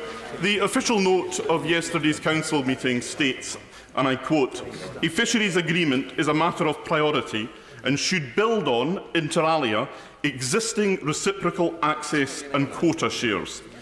When you compare that to the Prime Minister's statement today, you can understand, Mr. Speaker, why our fishermen are anxious. This situation only arises because the Prime Minister agreed to include fisheries in the transitional arrangements. With the benefit of hindsight, does she now agree that that was a mistake? Right, honourable gentleman, that is not the case. I think what he is quoting from is the minutes of the Council meeting at 27, which has a number of issues in it, which actually show, and because yes, there are other member states do have concerns in relation to a number of these issues. Partly they have those concerns because they were not able to arrive at the position that they would have preferred to have in the political declaration that we have agreed with the European Union, because we have resolutely stood up for our fishermen. Mr. Donny Grieve. Thank you, Mr. Speaker. I know my right honourable friend has been working hard in what she sees as the best interests of the country, and it has been a pretty thankless task. But I have to say to her, I do worry when I read at the weekend her letter to the British people, which sets out a picture of the future which seems to me to be at clear variance with any rational analysis of the text in relation to the political declaration. How can we seriously say to people that the Northern Ireland backstop will not act as a fetter on our future freedom of action? How can we say that we're going to lose the jurisdiction of the ECJ when it is in fact going to continue to play a major part in our lives for the foreseeable future? Wouldn't it be better, if we're going to have an informed debate, that we are completely transparent with the sorts of problems that we are going to have to face when we get through the stage, if she succeeds in her motion in 2 weeks' time, of leaving the EU on the 29th of March? The truth of the matter is that our problems have hardly begun. Of course it is the case, as I've explained the reason why earlier, that we have to negotiate the full legal text of the future economic partnership and the future security partnership. My right honourable and learned friend, I know, will understand the reason for that. But what is important is that what we have here in this political declaration is a set of instructions to the negotiators on the basis on which that future relationship will be set. And that is one which in trade terms is ambitious and unlike any other given to any other third country, and in security terms too is unlike any other given to the third country, because it is more ambitious, closer and a better partnership than any other country has. Mike Gapes. Can the Prime Minister confirm that if we go back to square one, we will retain a seat, a voice and a vote? we will stay in the single market and the customs union, and we will be a better place than we would be in the backstop. No, we're leaving the European Union, and we're leaving on the 29th of March 2019. Very quickly. Mrs Anne Main. Thank you very much, Mr. Speaker. My right honourable friend, in her answer to the honourable member for Birkenhead, said we can leave the backstop if it can be shown that we have met the criteria. Could I ask who's going to be the arbiter of when it is shown, and who we are accountable to make sure that they will allow us to leave? It goes, the initial discussion, of course, takes place between the two parties of the United Kingdom and the European Union. But there is a process that goes through the joint committee of the two bodies. But there is also an arbitration panel, an arbitration process which can be brought into operation in relation to that, because throughout the withdrawal agreement in various elements, it refers to the good faith on both sides. And if it is the case that the commitment to Northern Ireland has been met, then I think it would be clear that we would be able to come out of the backstop, were it the backstop that had been put in place in the first place. Rachel Reeves. Thank you, Mr. Speaker. One of the problems that the Prime Minister has had to grapple with over the last 2 years is that those who campaigned to leave the European Union had no blueprint for what they would do if they won the referendum. But the government are now repeating that mistake. So can the Prime Minister tell the House what plans are being put in place if, as it now seems likely, the government loses the vote on the 12th of December? What preparations are being put in place for either extending Article 50 or for preparations for a people's vote to put this question to the country? Well, I've answered both Article 50 and the People's Vote question in response to other questions. And my focus is on this deal and the fact that this is the deal that is good for the United Kingdom because it delivers on the Brexit vote in a way that protects jobs. Sir Edward Lee. If it is indeed true that both the government and the European Union believe that this backstop will be temporary, will the Prime Minister take an opportunity before the meaningful vote, or indeed accept an amendment to the meaningful vote, to make absolutely clear that if, by the end of the due date of this Parliament, we are still held in this backstop, still held in customs arrangements against our will, she will abrogate those parts of the treaty and restore our national sovereignty? I say to my honourable friend, and he, I know, has raised the question with me before about whether the extent to which we are able to pull out of these treaty arrangements, and he and I are corresponding on that particular matter.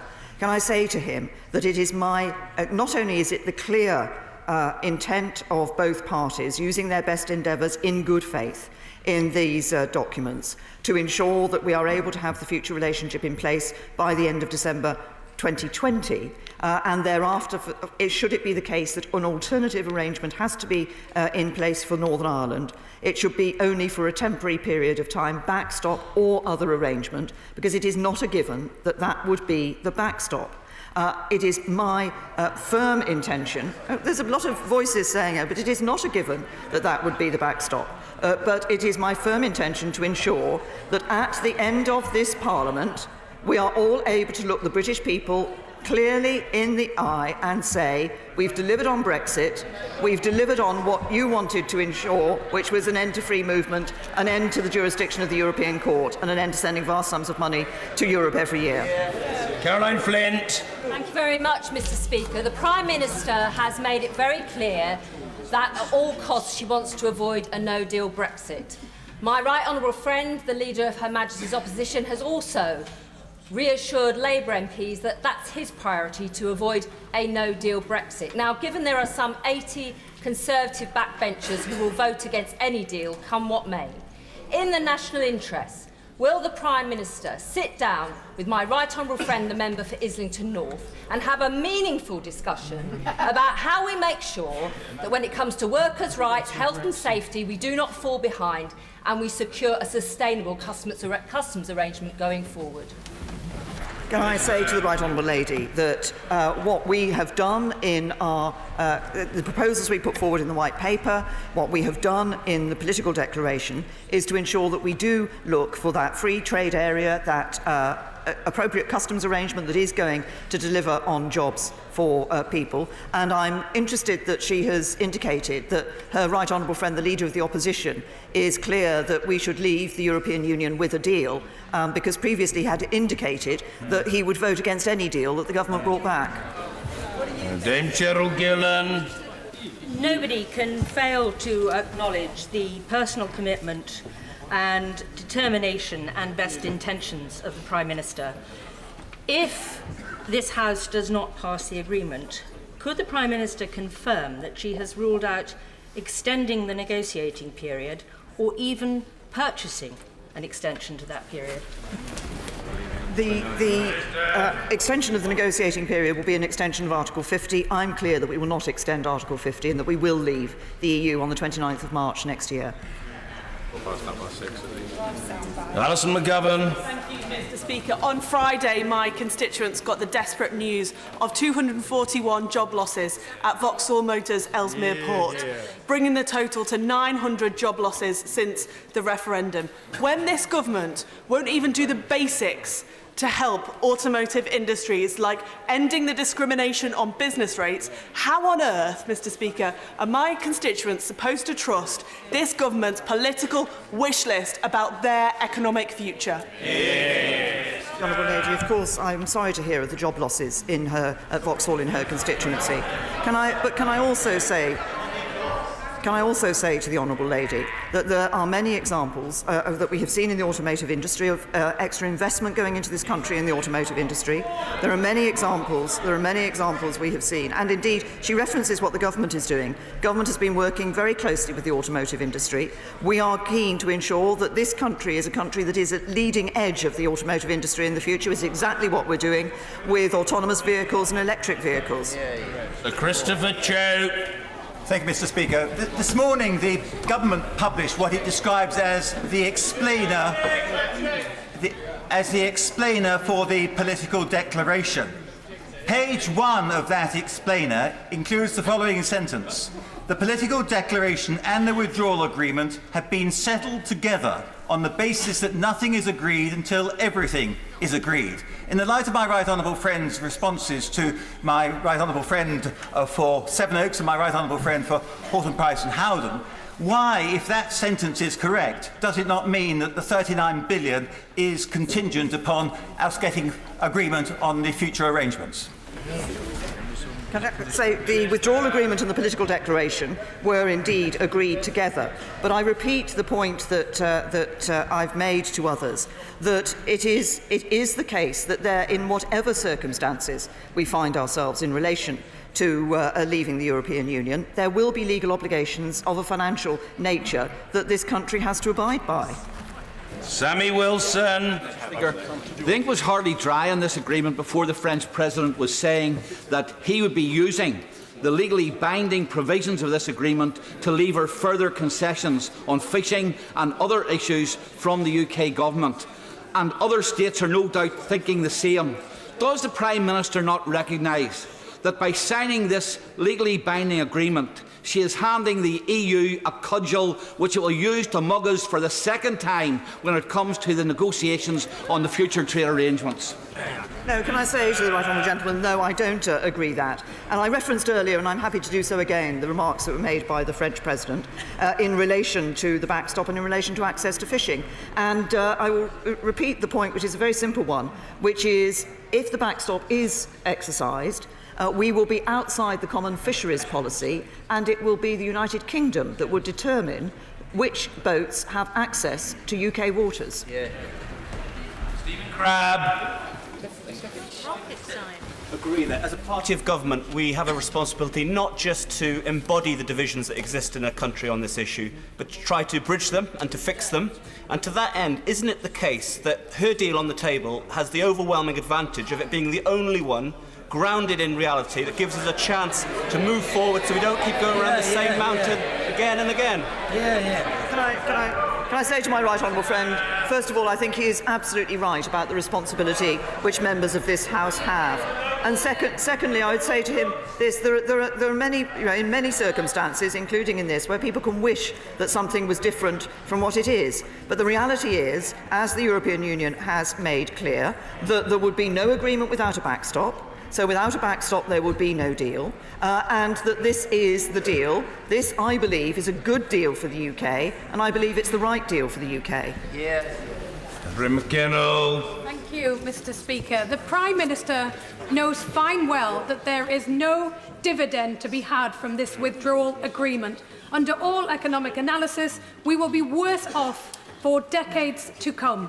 So is it not time for the Prime Minister to level with the British public and accept that because this decision needs to be taken as a political fix rather than an economically rational decision, that it is one that should be put back to the people who started this process back in 2016, and we will continue to ask for that until it does so. I say to the honourable lady, as she has heard, I'm very clear that we should leave the European Union because the vote of the British people was to leave the EU. It may be the policy of others. I don't know if it's the honourable ladies. By the sound of it, she would rather we stayed in the European Union. I don't think that would be right. I think that would be betraying the trust that the people put in us.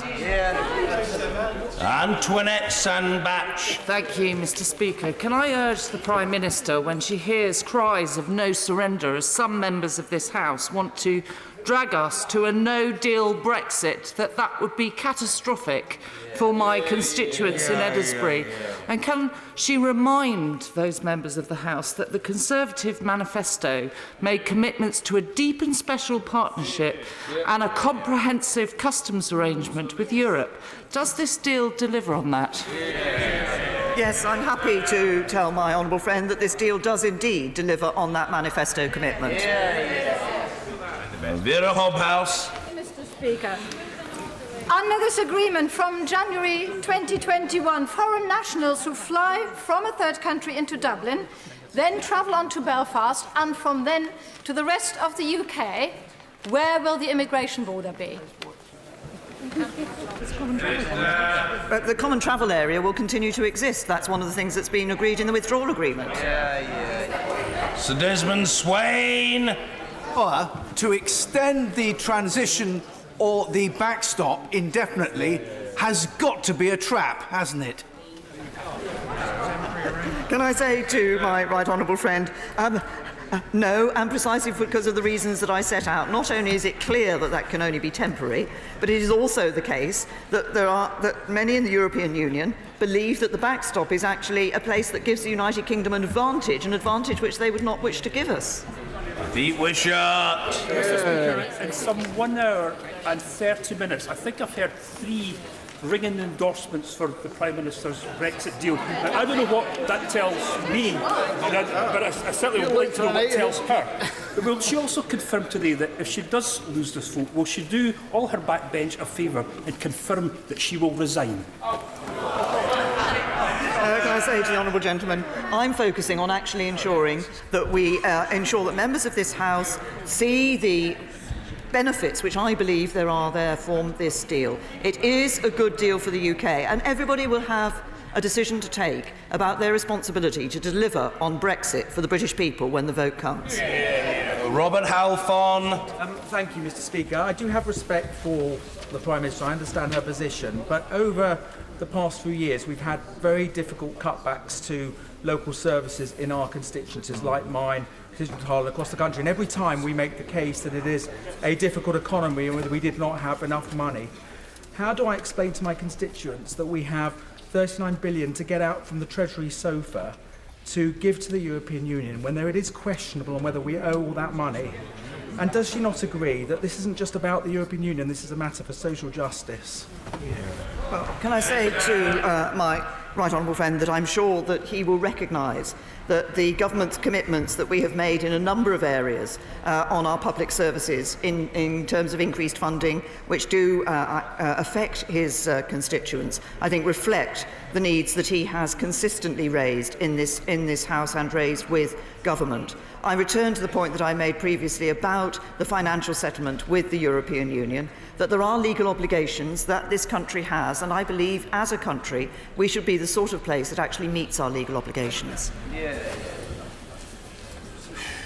Stephen Kinnock.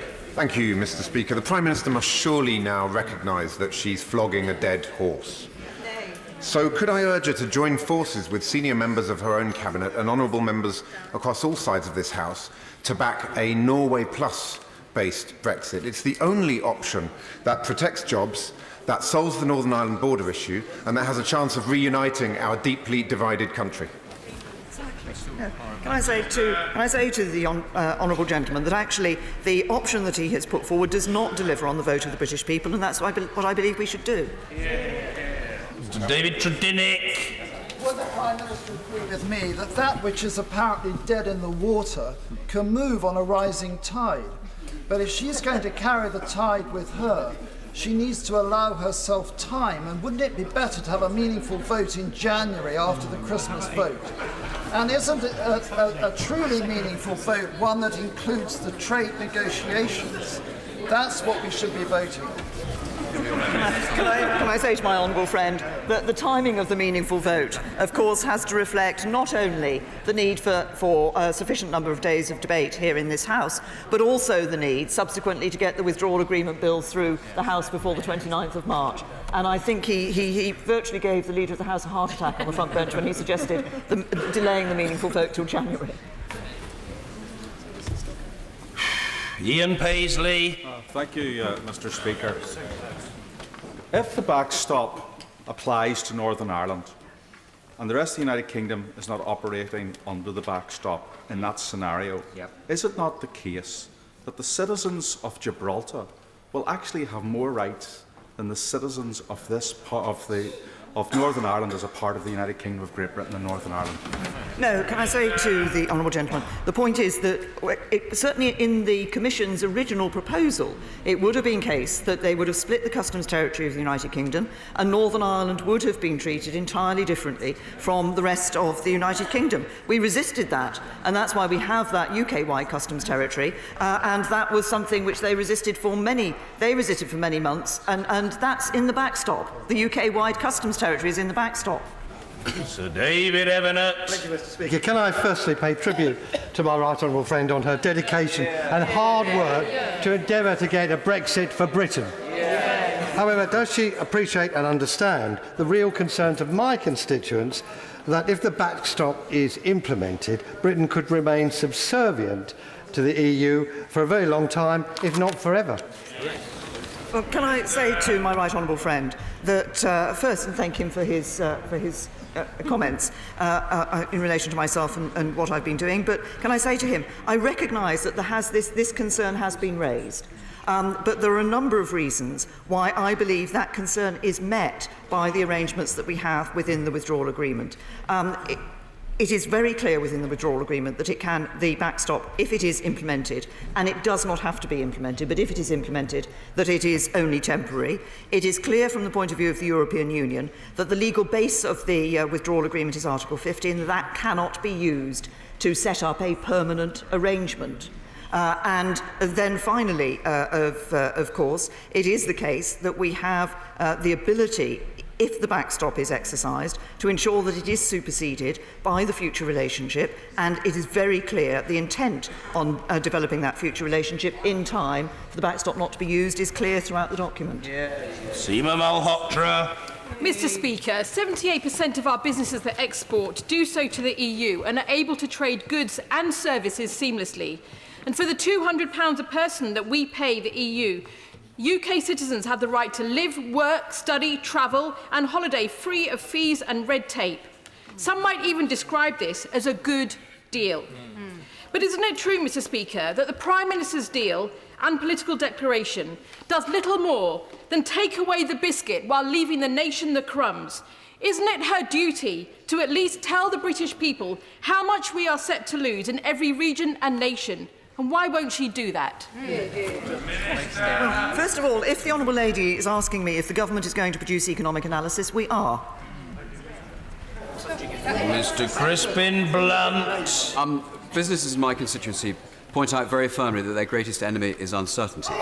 And they are now starting to tell me that certainty will be provided by World Trade Organization terms because of the weakness of our negotiating position once we exit the period required for unanimity under the future arrangements. And I say to my right honourable friend that she's now had her government departments had 20 months to prepare for there being a straight transfer to World Trade Organization terms. We would have some share of £39 billion to make sure that that transition was worked as effectively as possible by our European Union partners, whose policies would dictate how well that transition went. And surely now, those preparations now need to be surfaced and the European Union engaged in those discussions. Can I say to my honourable friend that businesses do look for certainty, and certainty is given to businesses in the withdrawal agreement because it is the withdrawal agreement that contains within it the implementation period that ensures that businesses have that certainty going beyond the 29th of March next year. And as regards the World Trade Organization arrangements for trading with the European Union, I'm frequently encouraged by colleagues around the House to ensure that we can negotiate really good trade arrangements with countries around the rest of the world that would be based not on WTO arrangements.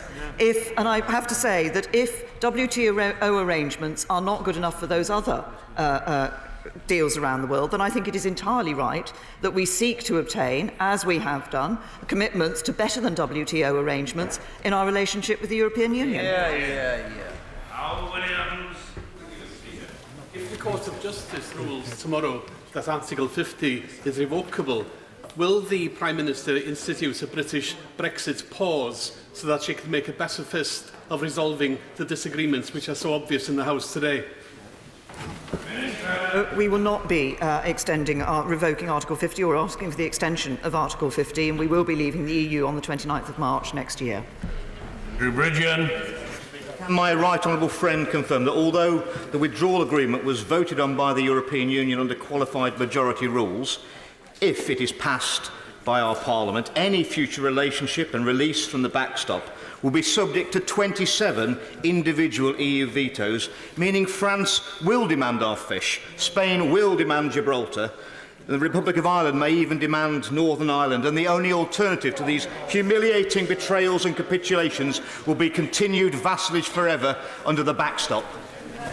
Can I say to my honourable friend that obviously the arrangements in relation to the backstop and for the backstop ceasing to apply are those that are set out in the withdrawal agreement, and of course that does end in the potentially end in the arbitration arrangement. Of course, in terms of the future relationship, that will the role that is had by the EU and by individual member states will depend on the precise legal form that that agreement or agreements takes.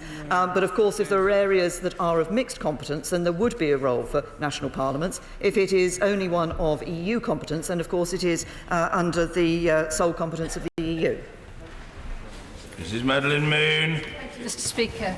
Will the Prime Minister look at the analysis of information gathered by Best for Britain and Hope Not Hate across Great Britain and Northern Ireland, which shows that 56% of people wish to remain in the European Union now, 66% want a final say in any deal, and 422 constituencies now back Remain. Will the Prime Minister listen to the will of the people, which has changed, and give them a people's vote? To the honourable ladies, I've said on many occasions, this Parliament gave the decision to whether or not to leave the European Union to the British people, and the British people voted. Now, the honourable lady is saying to me, well, the British people have changed their mind. If we went down the route that she suggests, and there was another vote, and possibly a change of direction, then those who had voted to leave in the first place would quite rightly say, hang on a minute, we need to have another opportunity to vote on this. This is not the way to conduct these arrangements. We decided to give the vote to the British people. We did that. They voted, and we should deliver on that vote. Sir Hugo Swire. 2017, my right honourable friend said very clearly, we will make sure that no new barriers to living and doing business within our union are created. She went on to say we will bring an end to the jurisdiction of the European Court of Justice in Britain because we will not have truly left the European Union if we are not in control of our own laws. And we are now facing a situation where part of our country is likely to be treated differently, Northern Ireland, and is it not the case that under Article 175 and the dispute mechanism, if both sides can't agree, the ECJ will be the final arbiter? First of all, of course, I would point out that there are regulatory differences already in relation to Northern Ireland from the rest of the United Kingdom in limited areas, but those regulatory differences do exist. But I say to my honourable friend, it is not the case that it would be the European Court of Justice that would determine be the final arbiter. That is not what is set out in the withdrawal agreement. It is that arbitration panel that would be making that decision. It would not be the European Court of Justice. Owen Smith. Thank you, Mr. Speaker. The Prime Minister steadfastly and tellingly refuses to say that her Brexit deal will make Britain better off.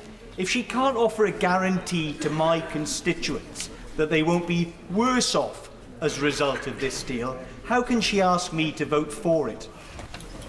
I expressly said earlier that I believe we can be better off outside the European Union. Yes, but you see, the mistake that I think all too often is made by those who say that the only issue about our future prosperity is whether or not we're a member of the European Union. I disagree with that. The issue about our future prosperity is about us, about decisions that governments and this Parliament take about our economy for the future, and it's about the talents of our people. And I'm optimistic, I'm full of optimism about our prosperity outside the European Union, precisely because of the talents of our people. Maybe he hasn't come back. John Barron. The Minister is aware that many of us have wished her well in these negotiations, but it does appear the withdrawal agreement sacrifices much and secures very little. Article 129, paragraph 3, states, and I quote, "The UK shall refrain during the transition period from any action which is likely to be prejudicial to the EU's interests." Given that article, does this mean that the UK will be unable, for example, to cut taxes, to regulate businesses such as Uber, and disagree with the EU foreign policy in the United Nations? And why is this clause not reciprocated by the EU? No, there's a duty on both sides, actually, to act in good faith during that implementation or transition period. It is not the case the United Kingdom will be able... The United Kingdom does not take, today, as a member of the European Union, we do not take a European Union position in the United Nations Security Council. We're an independent member of the United Nations Security Council. We sit there in our own right, and the positions that we take are taken as a United Kingdom. So it is not the case. I disagree. I'm happy to write to my honourable friend further detail, because I know he raised several points in his question, and I will do that. But I don't believe that the position that he set out there is the correct interpretation. Phil Wilson. Mr. Speaker, the Prime Minister has said previously that this country's best days are ahead. Can I ask the Prime Minister, is that because of the deal that she's negotiated with the EU? And does she think it's actually better than the one we have now? I believe it is a good deal for the United Kingdom, as I've responded to others as well. It is not. I do believe our best days lie ahead of us. I believe our best days lie ahead of us because of the talent of our people, because of our innovation, because of the decisions that this government has taken to ensure we have a balanced approach to our economy.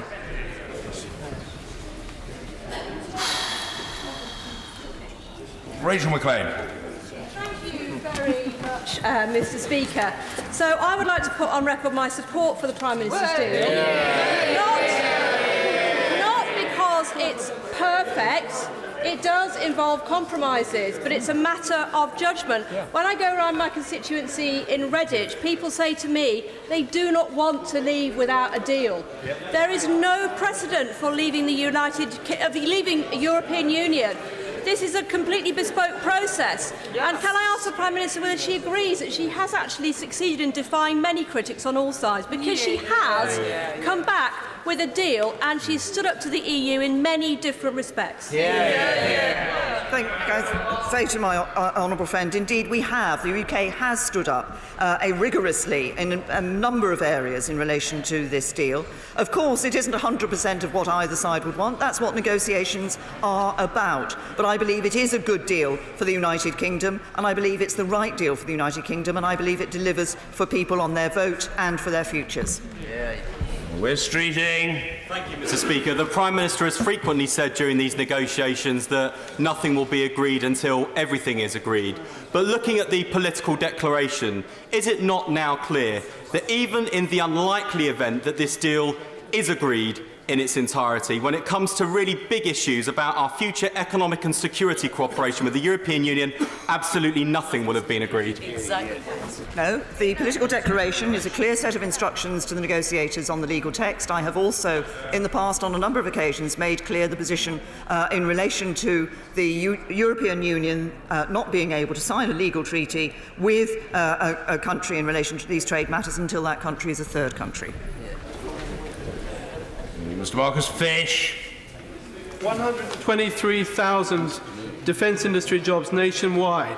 Our security and that of our allies depend on our defence industry being competitive and flexible with government involvement.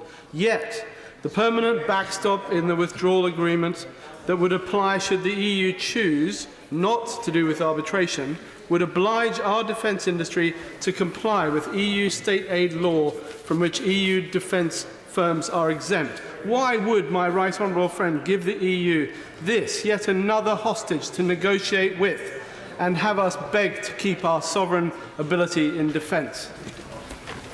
Can I say to my honourable friend, first of all, that this is not a permanent backstop, and secondly, that I do not share his interpretation of the question in relation to the defence industry.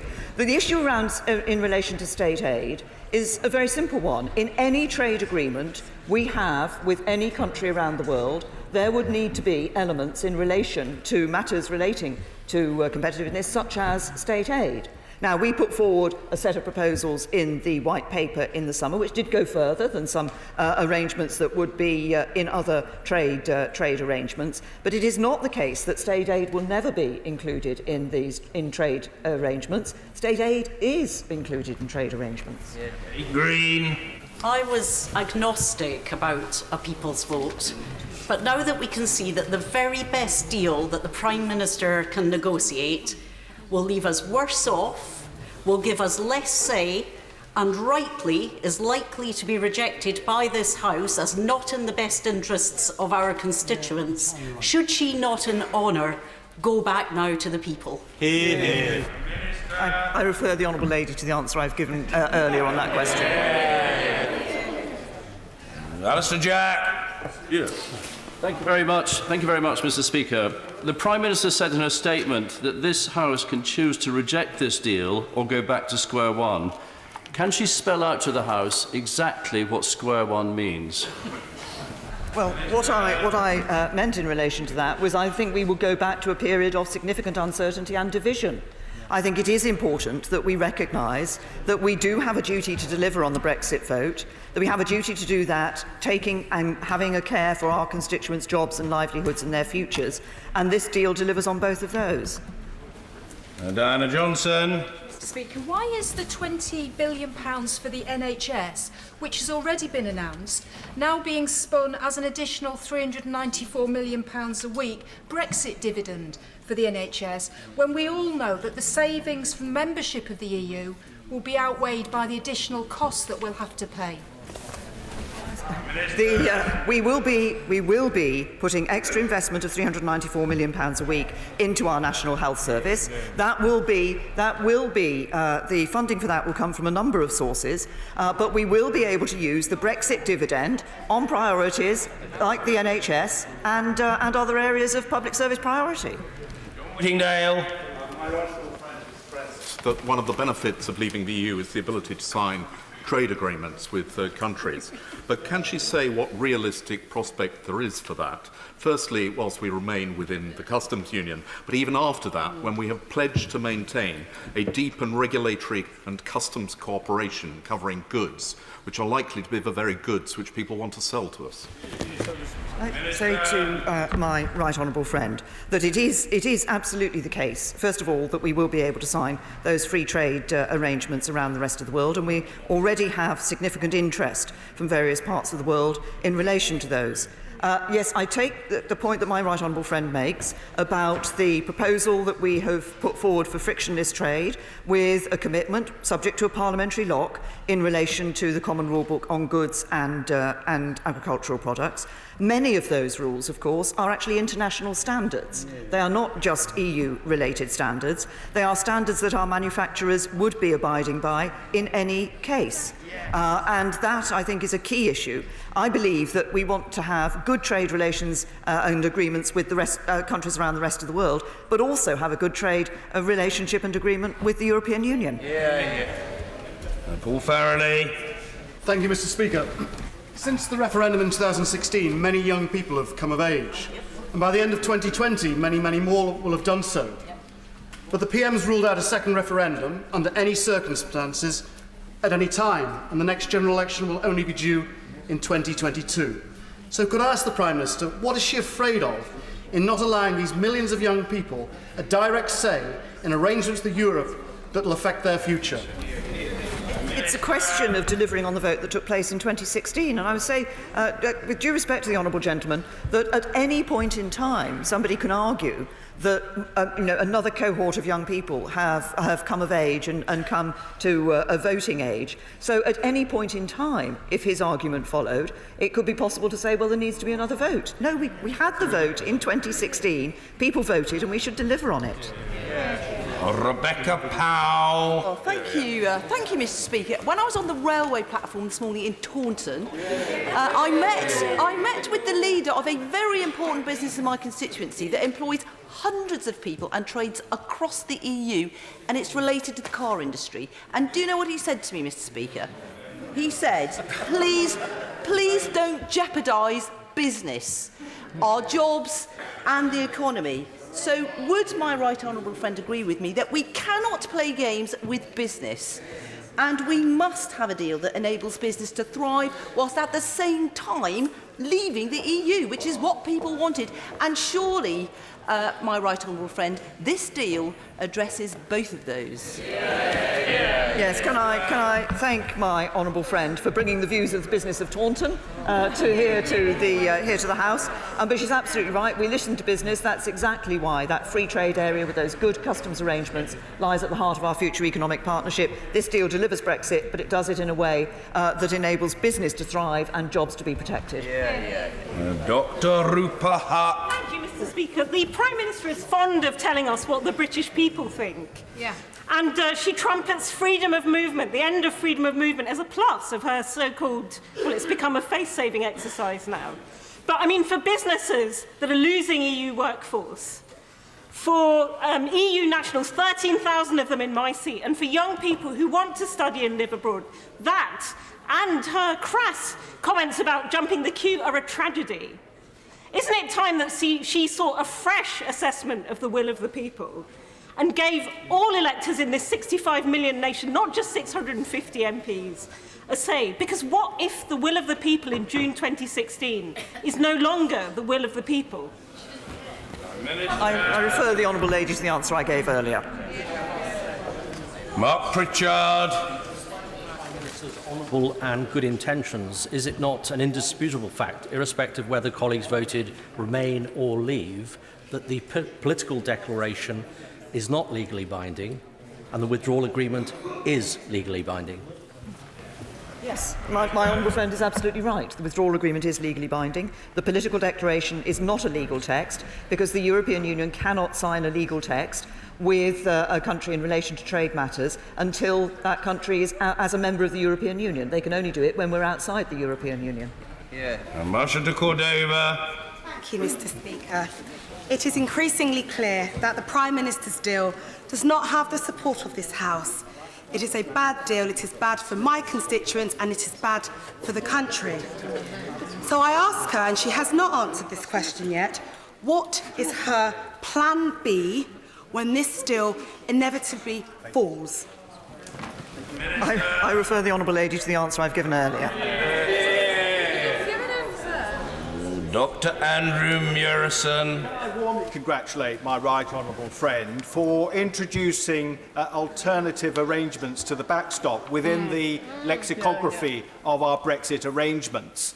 That is no mean achievement and may just about get it across the line for a number of us. But can she say what will be done to identify those who are going to work up those alternative arrangements, what budget has been set for that work, and when the matters will be trialled and piloted?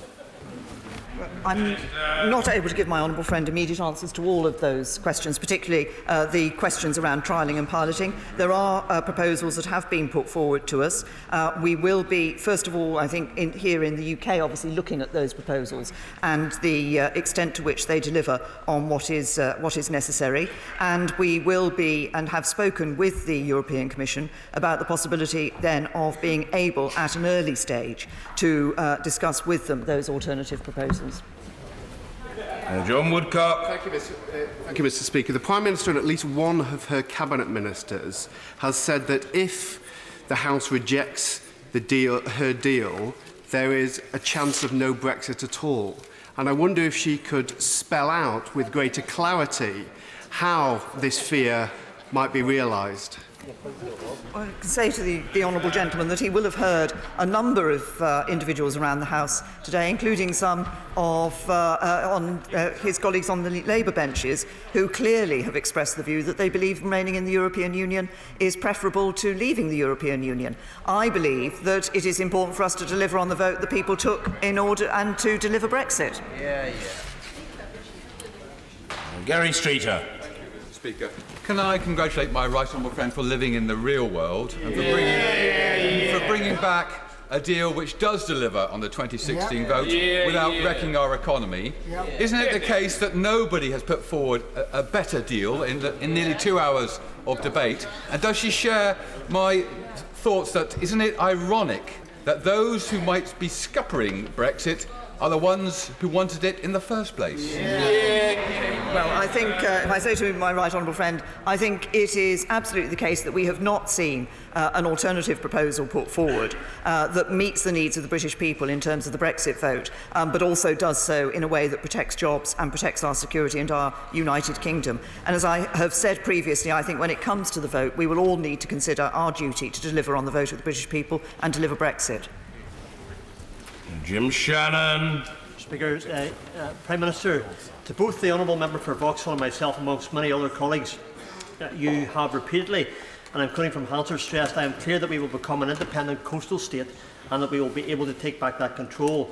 We will be able to make those decisions and negotiate on our own behalf on those issues, rather than that being done by the European Union. Prime Minister, there is no capability to carry out this function in the draft withdrawal agreement. Indeed, we have French and Spanish fishermen boasting already of their continued ability to fish as they currently do in our waters. Can you, Prime Minister, explain exactly how our fishing sector will enjoy the benefits of an independent coastal state with control through this so-called deal? Or is this just another, well, it's the best they will offer us, so we'll have to take it and sell off the fishing industry, as you have done Northern Ireland, and for good measure, throw in a £39 million repayment to the EU as well? Can I say to the honourable gentleman that it is, in a number of elements in the political declaration, it's clear that we will be an independent coastal state. What being an independent coastal state means is that we will be able to determine access to our waters, but of course we will, our fishermen will not just want to be looking at the access that others have to our waters, but also at their access to other waters. So there will be a negotiation with the European Union in relation to access to waters, but it will be the UK that will be negotiating on behalf behalf of the UK in that determination. And I apologise because I forget which particular piece of text it is, but there is a clear commitment that that should be undertaken such that, and because the commitment has been made, that we will be an independent coastal state in December 2020, although the implementation period will not have finished, we will be able to negotiate for 2021, because that's when that negotiation will take place, as an independent coastal state. Alex Shelbrooke. Thank you, Mr. Speaker. Mr. Speaker, since the summer, I've knocked on the front door of over 7,000 of my constituents in Elmo and Rothwell. I've had hundreds of supermarket surgeries, spoken to hundreds of people, and I can say, especially in relation to the comments from the Honourable Member for Perth and North Perthshire, that not only do the vast majority of my constituents say get behind the Prime Minister and her deal, so do my Executive Council, so do my officers, and so do I. But let me just ask my right honourable friend this. Can she today just put to rest one of the new paranoias doing the rounds that this deal does not sign us up to PESCO, the European Army, and nor indeed have we got any intention of signing up to PESCO or the European Army? Well, first of all, I thank my honourable friend for his comments, and I can give him that reassurance. The development of PESCO, the Permanent Structured Cooperation, does have the potential to improve Europe's defence capabilities in a way that should be coherent with NATO. But the UK will not this does not require us to or sign us up to participating in the PESCO framework. What it does do is say that we may participate in PESCO projects as a third country, but that, of course, would be a decision for us to take as to whether we wish to apply to do that. But we would not be part of that PESCO framework. And as I said in response to my honourable friend in the statement last week, we are certainly not signing up to a European army, and we would not sign up to a European army. Mr. David Hanson.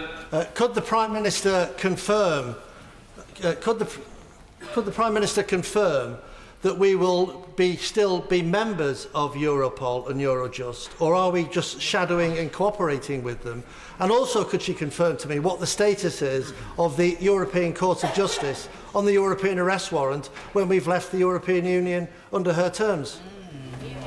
The right honourable gentleman will know that what it says in the political declaration is that we will work together to identify the terms for the United Kingdom's cooperation via Europol and Eurojust.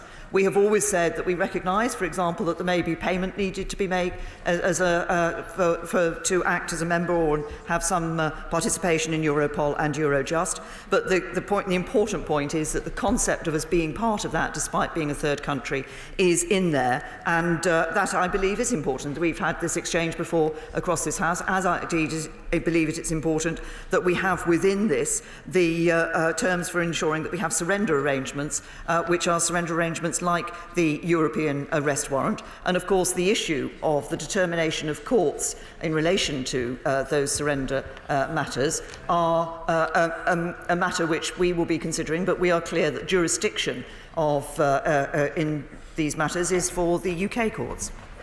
Jonathan Ginogly.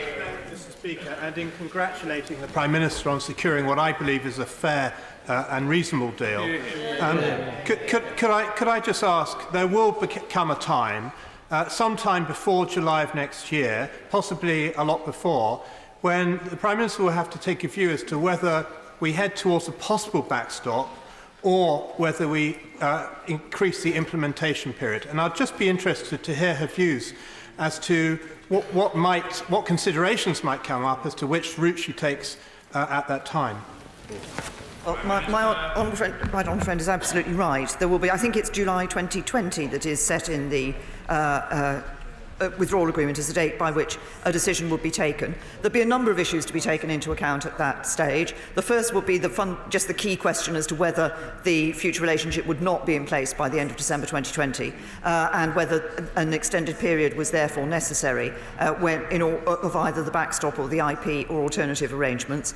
I think the sort of balanced judgment that would be made is, of course, in the implementation period, there would be an expectation of a financial obligation. There would not be a financial obligation were we in the backstop. We would not have free movement were we in the backstop. Free movement would almost certainly be required to continue if we were in an extension of the implementation period. So these are the sorts of issues that would need to be balanced at that time. Anna McMurrin. Thank you, Mr. Speaker. This deal leaves us poorer and leaves us negotiating Brexit indefinitely, as is set out in the political declaration in the final paragraph. Hard-working families and workers bearing the brunt of this uncertainty, and this isn't what anyone voted for. So instead of buying off her own side with knighthoods, isn't it time to ask the people what they want and give them the chance to have a final say? I refer the Honourable Lady to the answer I gave earlier. Bob Neal. Thank you, Mr. Speaker, and I refer to my declarations in the Register of Interest. I spent much of the weekend talking to businesses in my constituency who urged me to support the Prime Minister's deal, as indeed I shall. But I broke off to listen to what was happening about Gibraltar, because both I and many honourable and right honourable members on both sides of this House and on both sides of the Brexit debate have sought earnestly throughout these last few years to ensure the good interests of the people of Gibraltar. And I appreciate what the Prime Minister said about the way in which the Gibraltar Government and Chief Minister have negotiated and assisted in this matter. Will my right honourable friend agree with me that when the Chief Minister, as well as thanking the Prime Minister personally for her stalwart and unflinching defence, his words of Gibraltar and its interests, says this, and I quote, "The withdrawal agreement she has achieved today protects all of those interests and is the best way for the United Kingdom and Gibraltar to leave behind us 46 years of membership of the European Union in a managed and orderly fashion," those words should weigh very heavily indeed with any member of this House who is committed to the good interests of Gibraltar and the whole British family. Well, can I thank my honourable friend for for reminding the House of the comments that the Chief Minister had made in relation to the withdrawal agreement. We were very clear about the coverage of the withdrawal agreement, that it covers Gibraltar, and as I said earlier, we've been working with the Chief Minister of Gibraltar, and I commend him and his team for the work they've put into this, and I think this is an important factor that members should consider when they come to considering their position on this deal. Mr. Andrew Slaughter. He's asking a lot for the Prime Minister to look as far ahead as January in all this chaos, but if, as seems likely, she has to put her deal to a second vote and she loses that as well, what happens then? Is she going to step down? Is she going to seek a general election? Or is that the time, finally, to give the people a choice between her deal and staying in the EU to see which they prefer? Can I say to the honourable gentleman, I'm looking ahead to December the 11th and to when this House will be faced with a decision as to whether or not it wishes to deliver on the vote of the British people with a deal that not only delivers that vote but also protects their jobs. Dr. Caroline Johnson. I've listened very carefully to the people of Sleaford and North Wycombe and to the questions of right honourable and honourable members in this House. And it seems to me that the backstop, and in particular its indefinite nature, is clearly a major concern. I welcome the answer that my honourable friend gave to my honourable friend, the member for South West Wiltshire earlier, to say that alternative arrangements are being considered for a backstop. Could my honourable friend tell me how quickly these proposals are being worked up and what commitment we will have and what legal text we will have on them by the time of the meaningful vote on the 11th of December? Well, can I say to the honourable lady that I cannot promise that there will be that all the work will have been done by the time of the meaningful vote. I have to be honest with the honourable lady on that because considerable work does need to go into these arrangements. But it is significant that we got the alternative arrangements into these documents, such that it would be possible to exercise these rather than requiring the backstop to be put into place. And I recognise the concern that she and other honourable members have about the nature of the backstop. There are a number of reasons throughout the withdrawal agreement why the backstop would only be temporary, and all sides agree that it would only be temporary if it were to be exercised. But she's absolutely right, it's important that we work on those alternative arrangements. Mr. Gavin Brennan. Mr. Speaker, my father, who grew up on a farm in the west of Ireland, used to say to me, "You should never buy a pig in a poke." And I have to confess, growing up in South Wales, I had absolutely no clue what he meant by that until I read the political declaration and this deal. Isn't one of the reasons it's so unpopular with so many different people right across this House is that it represents nothing more or less than a proverbial political pig in a poke? Yes, right. No, it represents a good deal for the people of this country and focusing on a future relationship which delivers a good, comprehensive trade agreement with the European Union, together with a security partnership, both of which are unprecedented in their breadth and depth, I believe is good for the people of the UK. Yeah. Mr. Shailesh Vara. Mr. Speaker, in my right honourable friend's response to my right honourable friend, the member for Chingford and Woodford Green, she said that there are and indeed to other members, she said that there are alternatives to the backstop. For the sake of clarity, could she make it clear that if there were to be an extension to the implementation period, and we haven't yet reached an agreement with the European Union, and the extended period expires, would it be the case that the backstop then kicks in, or would it have fallen away? I referenced the situation in which the backstop would cease to apply in the statement that I made, and this was further referenced by the Right Honourable Member, the Leader of the Democratic Unionist Party. The situation that the alternative arrangements that are being looked at and being considered are alternative arrangements which could be in place to provide for the border in Northern Ireland instead of using the backstop or the extension of the implementation period, and crucially to provide for an alternative for coming out of the backstop were it the case that the future relationship was not in place. Matt Weston. Mr. Speaker, isn't it the simple truth that by detailing her red lines so early, the Prime Minister negotiated us into a position that was somewhere between a rock and a hard place, except that this weekend it seems she will concede on the rock and we will be left in a hard place? Should the meaningful vote fall, what is the Prime Minister's own backstop? To the honourable gentleman. First of all, I've been asked that question. I've given an answer to that question on a number of occasions. Secondly, can I just be clear about some of the issues that I set out from the beginning? That we would leave the customs union. We are leaving the customs union. We would leave the single market. We are leaving the single market. We would leave the CAP. We are leaving the CAP. We would leave the CFP. We are leaving the CFP. That we would bring an end to free movement. We're bringing an end to free movement. That we would cease the jurisdiction of the European Court of Justice in the UK. We are doing that as well. We are delivering, I believe, on the vote of the British people, but doing it in a way that protects their jobs. Nigel Evans. During the People's Vote of 2016, every constituency in Lancashire voted to leave the European Union, whether they were a Labour seat or a Conservative seat, and I'm delighted to hear that the Prime Minister has reaffirmed that that is what she intends to deliver. But can she understand why so many people have reservations about this deal, and using the backstop as one area? Can she understand why it's awkward for some people to understand that we're leaving the European Union on the 29th of March next year, but we need to seek permission from the European Union and some independent adjudicator before we can be truly independent of the European Union? Well, can I say to my right honourable friend, I do indeed recall the People's Vote of 2016, and I also recognise the concern that he's expressed in relation to the backstop. We cease to become a member of the European Union on the 29th of March next year. Of course, we have agreed with the transition and implementation period that we will continue to operate very much as today in order to give businesses that the smooth and orderly exit that they require and not have more than one change in the arrangements that they have to put in place. And I repeat, I recognise the concern my right honourable friend has shown in relation to the backstop. But the backstop is there in order to provide for the commitment to the people of Northern Ireland. It would be there in any deal that was done with the European Union. That is very clear. Without a backstop, there would be no deal.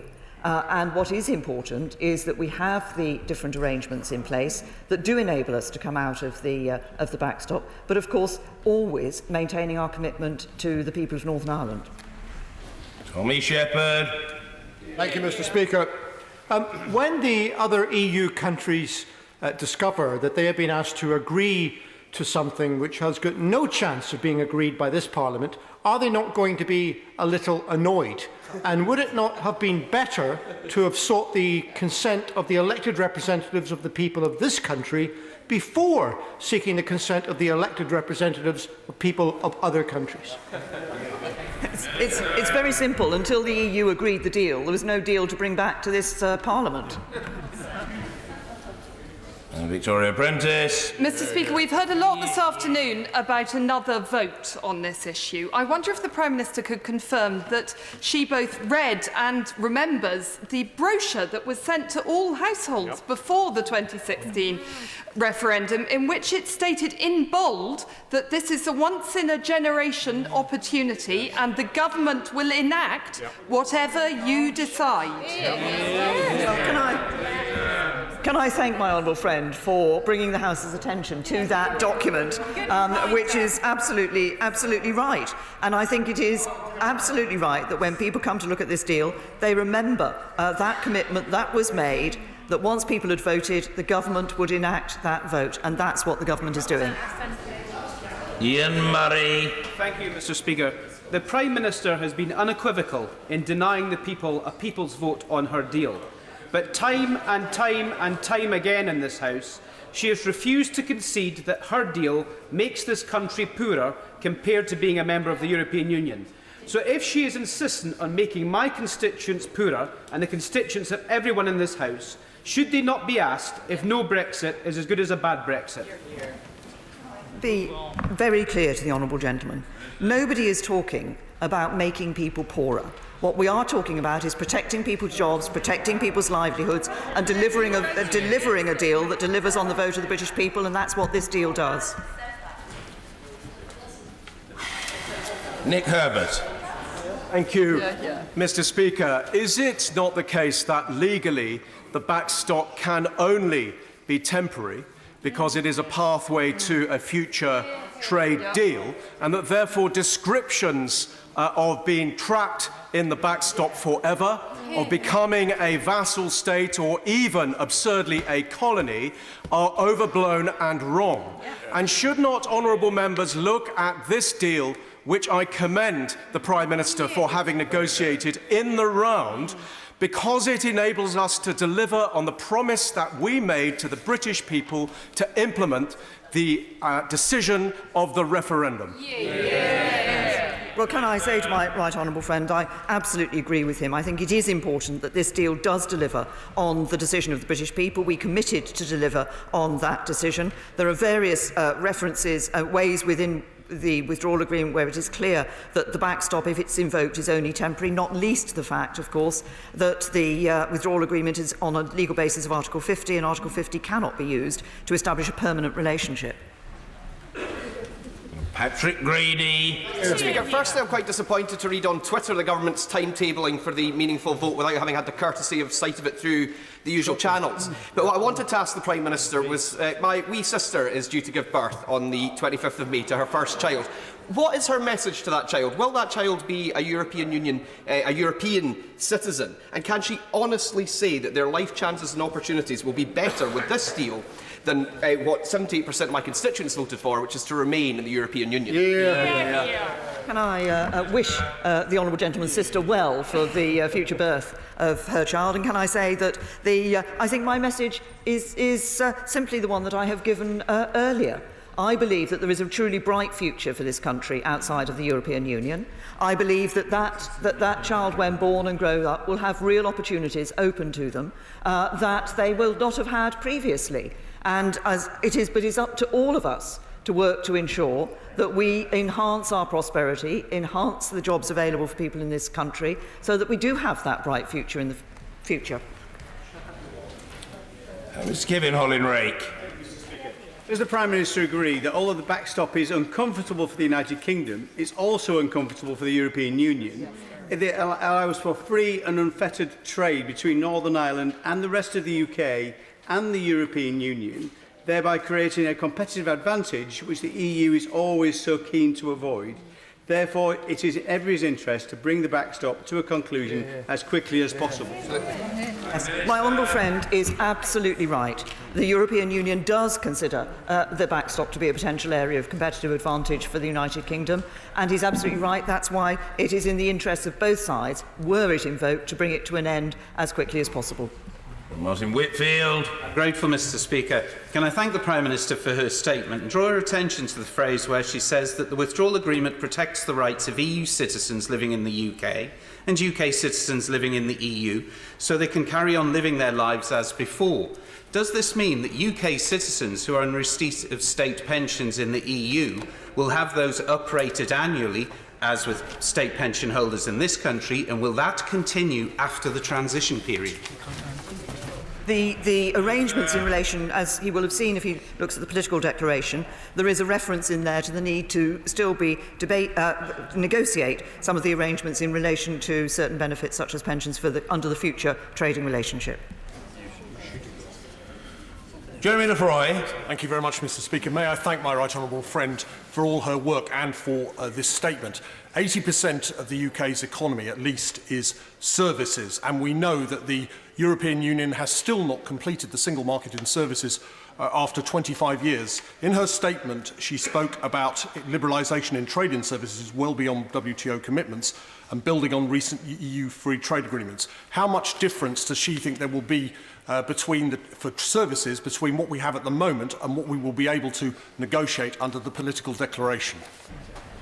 Well, I think the key element of the political declaration is that it does give us, first of all, it gives us a greater freedom in relation to the negotiation on services, because this is an area, as he says, where it has not been developed, the single market has not been developed by the European Union. And secondly, I think it is important, and this again was something that it was quite hard fought, to get a recognition that the future relationship in relation to services should go beyond and could go beyond those that existed in other free trade agreements, because this is an area that has not been well developed in other free trade agreements, and it is to our advantage, of course, as a United Kingdom, given, as he says, the importance of services to us, to be able to develop this in this relationship with the European Union, but of course with other countries around the rest of the world as well. Paul Sweeney. Thank you, Mr. Speaker. The man who wrote Article 50 himself, Lord Kerr, has said today that the characterisation that there's a choice between the Prime Minister's deal and defaulting to a no-deal situation where we're back to square one is a false choice. So who is correct, the man who wrote Article 50 or the Prime Minister? Prime Minister. I think, can I say to him, the Article 50 is the basis on which the negotiations continue. The negotiations have been held. It is the triggering of Article 50 that led to the negotiations and led to us, the timetable for leaving on the 29th of March next year. Article 50 in itself does not determine the nature of any future relationship with the European Union. So it is not a question of what Article 50 says. It's a question of negotiating a deal. We've negotiated a deal, and it's a good deal for the UK. Richard Drax. Thank you, Mr. Speaker. My honourable friend talks about the national interest, and we all have the national interest at heart, even if we don't necessarily agree with her deal, which personally I think is a halfway house, leaving us neither in nor out of the EU with no confirmed end date. If we can't get the free trade deal that we should be able to get, surely the best way to unite the country is to leave the EU, negotiate a deal from outside, and get our country back.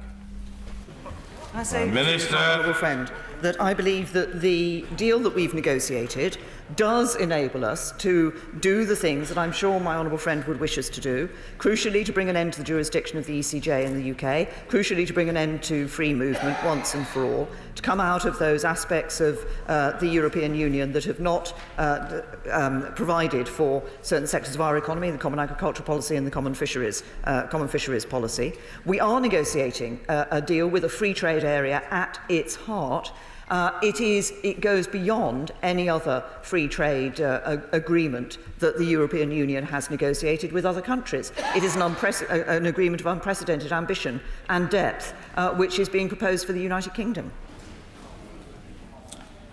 Hannah Bardell. Thank you very much, Mr. Speaker. Even if the Prime Minister gets her blind Brexit deal through Parliament, and it's a big if, we all know it will be only the beginning of detailed negotiations on our relationship with the rest of the EU.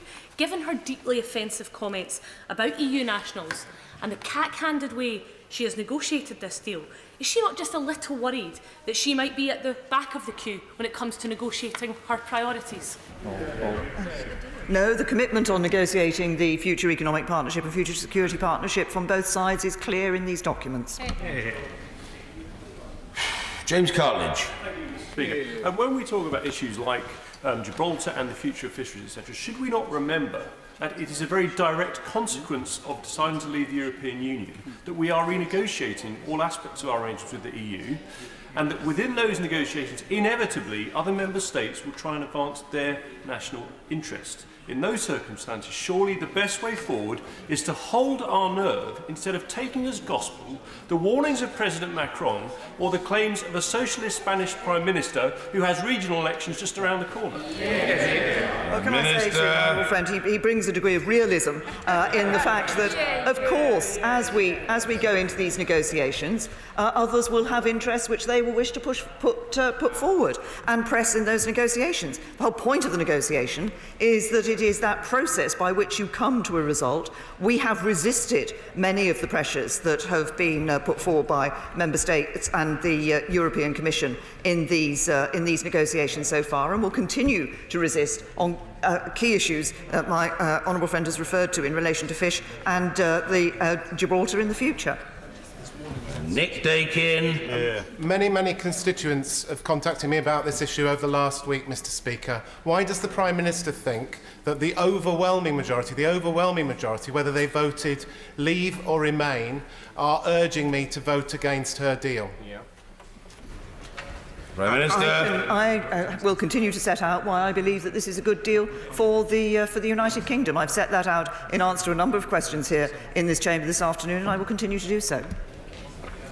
David Duquette. Thank you very much, Mr. Speaker. In response to my right honourable friend's statement, the right honourable gentleman, the member for Roscoe and Lochaber earlier, claims that, predictably, I must say, that Scottish fishermen have been sold out somehow. Not in the document. According to the Chief Executive of the Scottish Fishermen's Federation, this deal does enable the UK to become an independent coastal state with full unfettered sovereignty over our waters and our natural resources. Who should I tell my constituents who to believe? Well, I suspect the Scottish Fishermen's Association know rather better the interests and how the interests of Scottish fishermen are going to be provided for than the SNP does. Mr. Alan Brown. Thank you, Mr. Speaker. In this withdrawal agreement document, in the protocols in Ireland, Northern Ireland, Article 5 in the Common Travel Area confirms that associated rights and privileges can continue, in particular with respect to free movement for union citizens and their family members, irrespective of their nationality, to, from and within Ireland. Surely this either means free movement continues via Northern Ireland, or it's a border in the Irish Sea and people travelling from Northern Ireland are subjected to extra checks. No, the common travel area is an arrangement with Ireland which has been in place since the 1920s. It is absolutely right that we maintain that common travel area. That has been provided for in the withdrawal agreement. It was the right thing to do.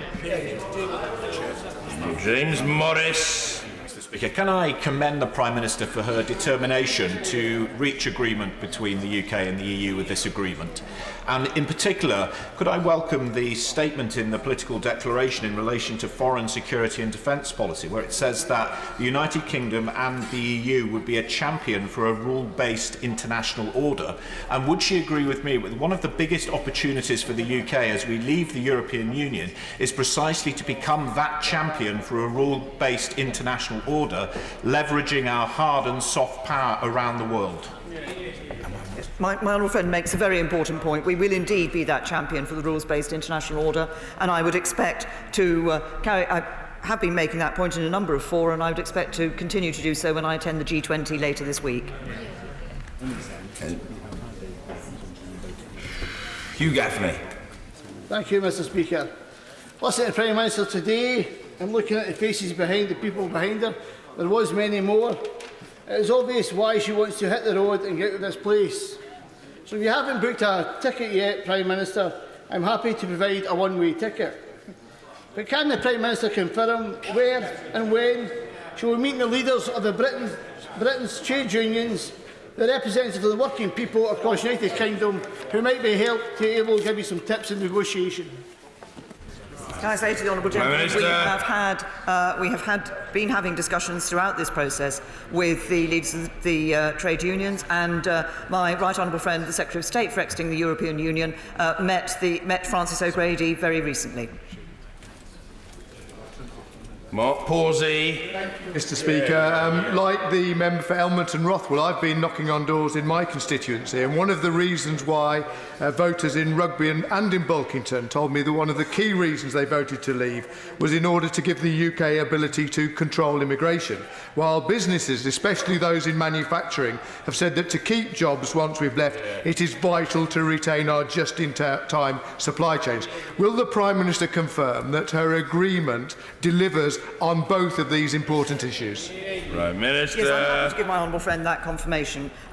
Businesses are very clear about the importance of maintaining those just-in-time supply chains, and similarly, of course, many constituents are concerned to ensure that we are able to make decisions about who should be coming here to the United Kingdom, who should be migrating here to the United Kingdom for ourselves without having that free movement, and this deal delivers on both of those. Drew Hendry. Mr Speaker, the Prime Minister repeats again and again that this is a good deal, but not only has she failed to convince this House, the National Institute for Economic and Social Research say that under her plan, tax revenue would fall by 1.5 to 2% annually. That's £18 to £23 billion less for public services. So how does she account for the gap between her side of a bus plus spending promises on the NHS and this reality? Prime Minister. The spending promises on the NHS were clearly dealt with in the budget in November. Mr Marcus Jones. Thank you, Mr Speaker. When you consider this important issue, there are always going to be risks and there are always going to be trade-offs. But when I have assessed the options in front of me, I consider that the Prime Minister's deal, the one that she's gone and fought hard for with the European Union, it does honour the referendum. It makes sure that we get control of our borders. It makes sure that we get control of our money and our laws. It may not be an easy way to get there, but there was never going to be an easy way to get there. Can my right honourable friend, though, assure me, because I've been listening to this statement since the start and have heard many members on the opposite benches and one or two on this side say that we should rerun the people's vote of 2016. Can she reassure me that we are not going to countenance that, because in all of this, that is a real risk to democracy? Prime Minister. Mr Speaker, may I first of all apologise to the House, because I think I just made a reference, which I did earlier as well, to the budget being in November, when in fact it was in October. Can I say to my honourable friend that he's absolutely right. I think everybody needs to look at what is going to deliver on the vote of the British people, and saying to the British people, in a sense, which is what some people who talk about a second referendum are doing, you've got the answer wrong, you've got to think again, is not what we should be doing. We stood 80% of the votes cast at the last general election were for parties that stood on manifesto commitments to deliver on the vote of the British people and deliver Brexit, and we should do just that. Mike Hill. Given everything that's been said today, like her predecessor, is the lady still not for turning? Prime Minister. I believe this is a good deal, and I continue to believe it's a good deal. Ross Thompson.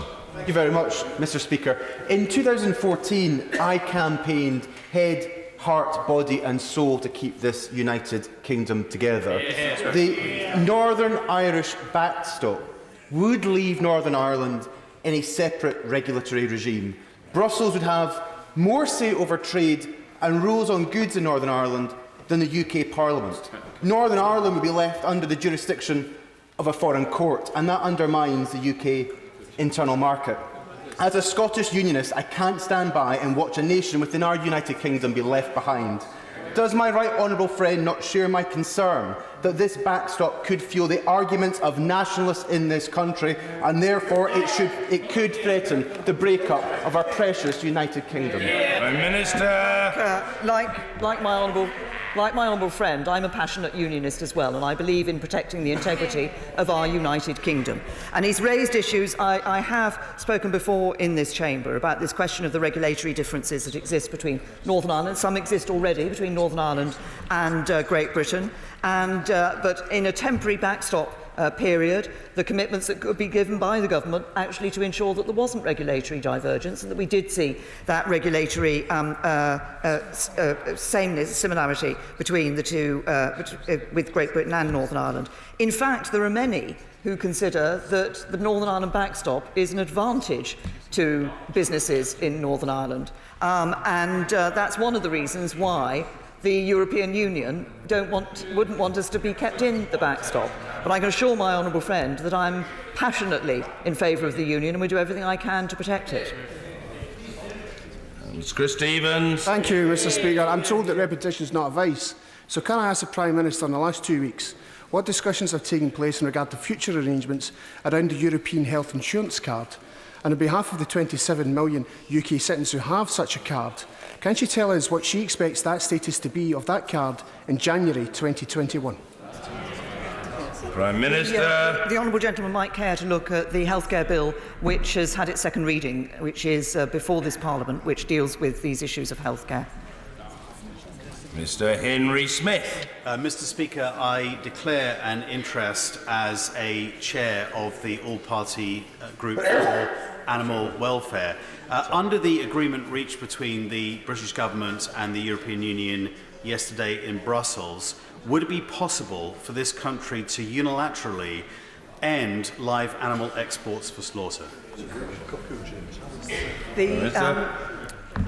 The answer to my honourable friend is that obviously there are aspects of the future relationship where the detailed determination will be coming in, because I think the heart of the question that he's asked me is about the extent to which we would wish to continue with the common rule book on these sorts of matters. But I would also remind my honourable friend that I and the government have been clear that we want to maintain high animal welfare standards in this country and indeed enhance those standards. Mr. Martin Vickers. Thank you, Mr. Speaker. Can I refer my right honourable friend to paragraph 54 of the political declaration, which refers to social security arrangements, and ask what assessment the government has made of the numbers involved and an estimate of the cost to the British taxpayer?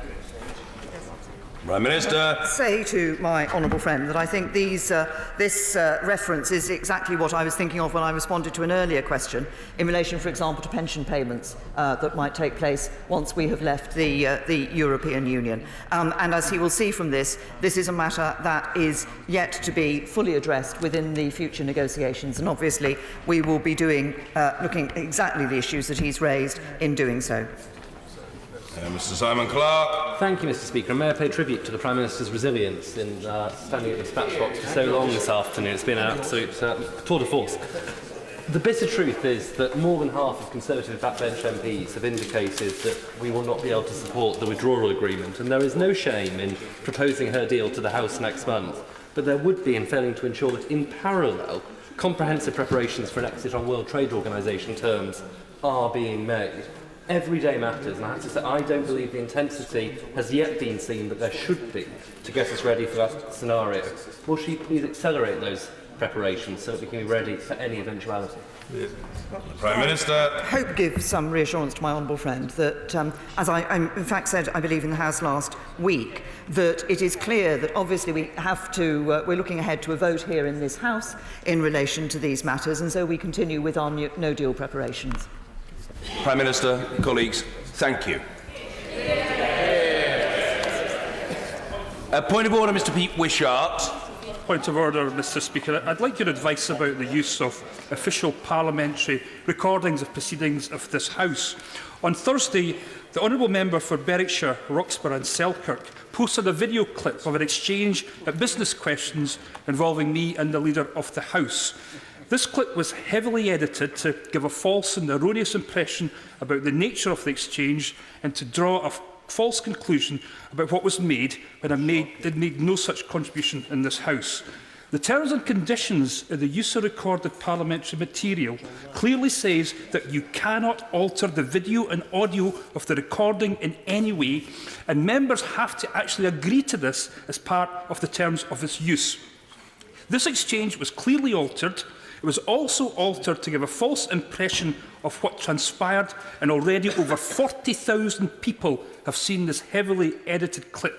I have contacted the honourable member and have given the opportunity to take this down voluntarily, an offer in which he has refused.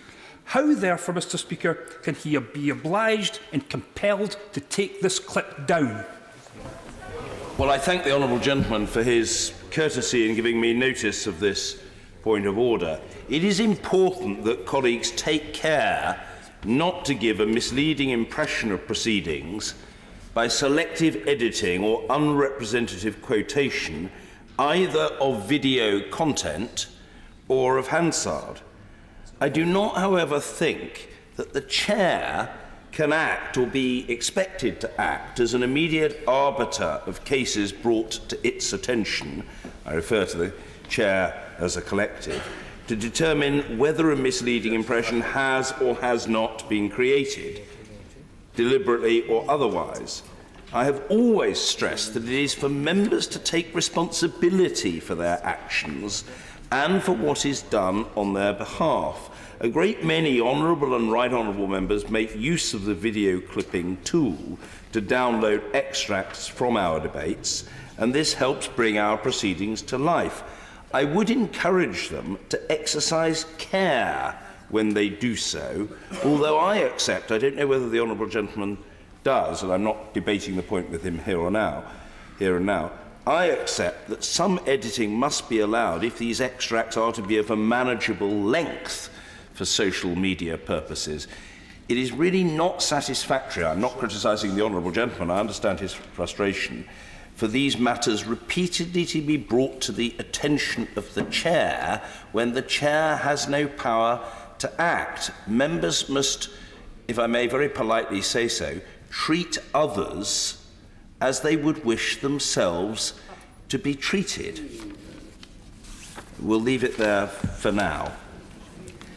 If there are no further points of order, we now come to the general debate on the 100-year anniversary of the Royal Air Force. To move the motion, I call the Secretary of State for Defence, Secretary Gavin Williamson. Thank you, Mr Speaker. I'm delighted that we have this opportunity to hold this debate on the centenary of the Royal Air Force. And, Mr Speaker, as a former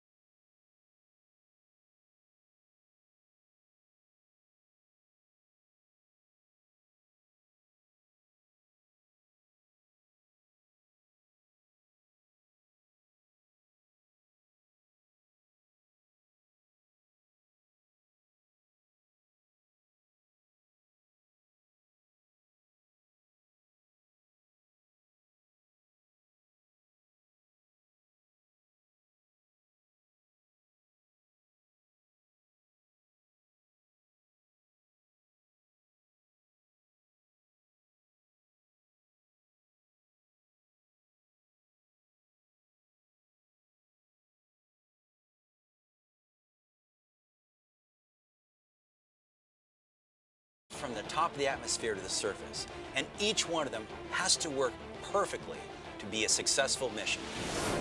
The process starts well above the top of the atmosphere of Mars. The cruise stage